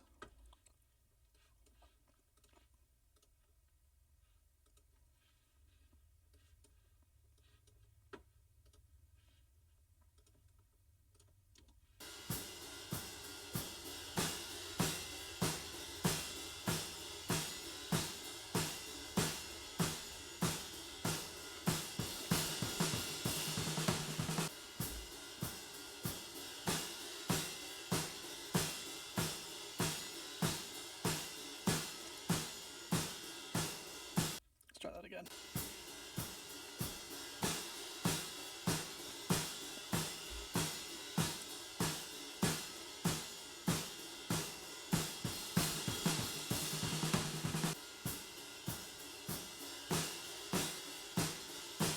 I don't know if that really helped enough to... Yeah, just forget I even did that. So regardless, let's do our gain staging.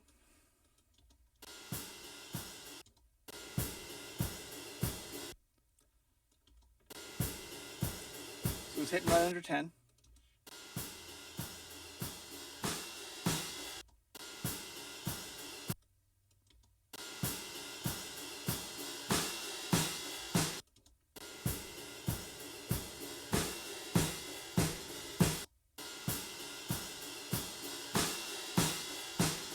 Okay, cool. So we took out 5 decibels of gain with this. That's a lot. Yeah, and if we hadn't have gain staged it, we would have never known if that actually helped or hurt. Silence, all these nights we spent together. They've left Yeah, that already me has helped. Okay, now let's do the same over here.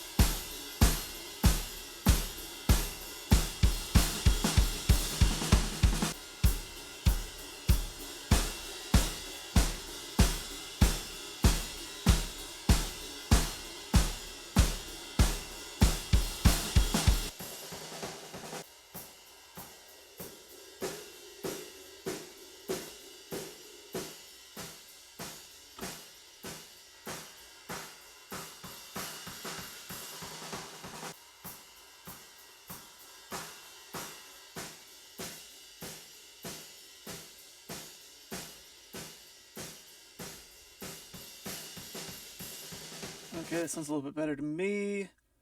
Let's check this.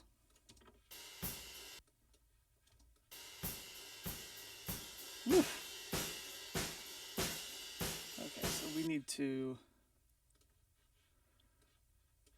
momentarily turn the volume of this up pretty dramatically, just for a moment.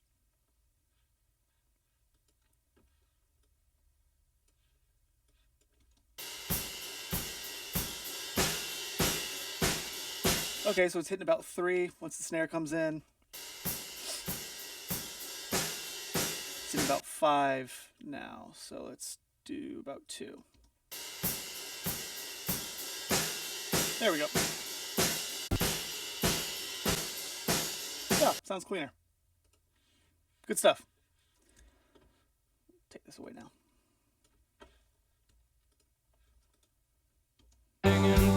silence, all these nights we spent together.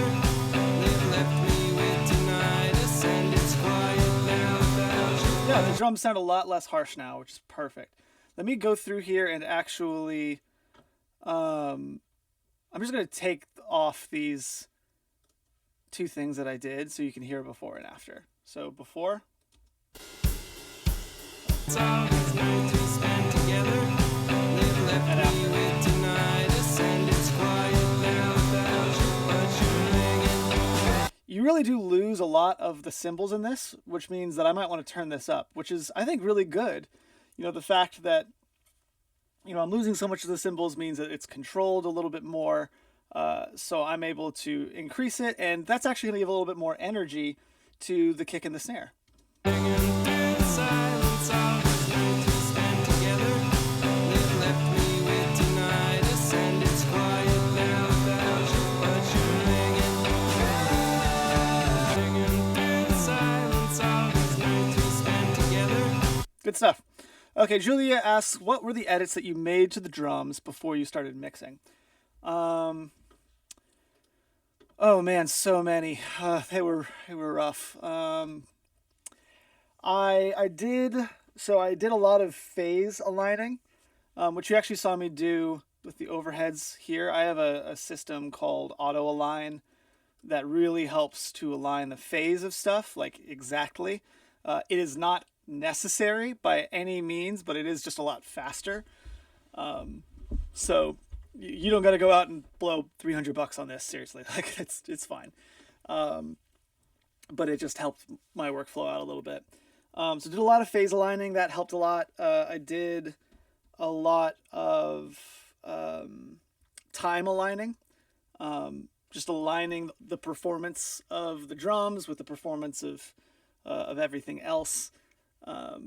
Not necessarily tightening up the drums themselves, but just making sure that everything was kind of a little bit more aligned to the performance of the band.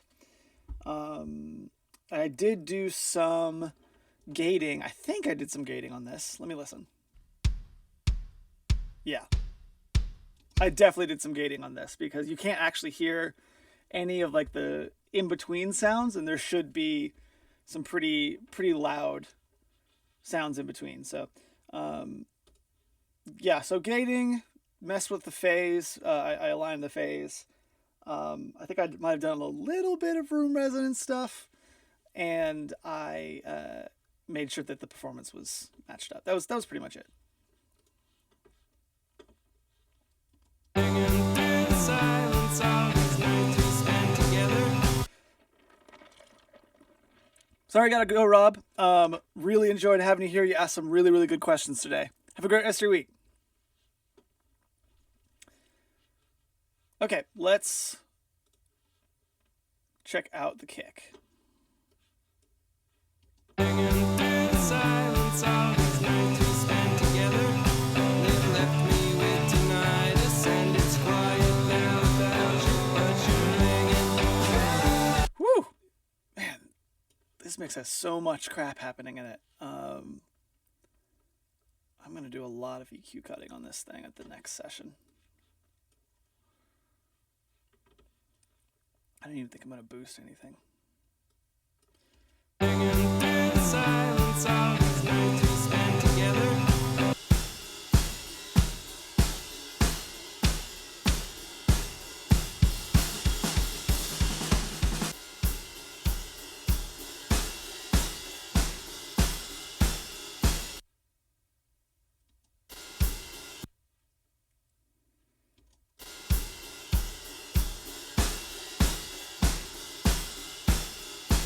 Tinnitus, and it's quiet now without you, but you're ringing. Singing through the silence of.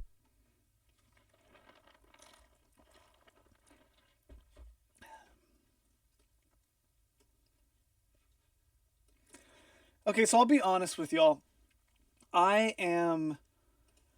There's some stuff I want to go over with mixing your kicks that I think is really important. But it's going to take probably 20 or 30 minutes to cover it. Like, I want to, if anyone was at the coaching session on Thursday, we talked a lot about crest factor, which is really helpful on getting loudness. And that's something I want to go over in a lot more detail with this, but that's going to take longer than we have for the rest of this session. So I think this is actually a good place to end it for the month. I recognize that we didn't really get all the way through the mix. In fact, we only got about a third of the way, but I still think we got some really good work done. I think we got some really good explaining done of a lot of concepts. And then next time, now that we've gotten sort of all of our foundation good to go, we will be able to get started really and truly and get all of these instruments mixed, make some space for the vocals to live in, and we'll be able to be good from there. So I will see all of you, I believe, next month or potentially in a few weeks. I kind of forget what the schedule is, but regardless, we will be sure to let you know when the next studio session is. I've had a ton of fun. Hopefully you all enjoy mixing with these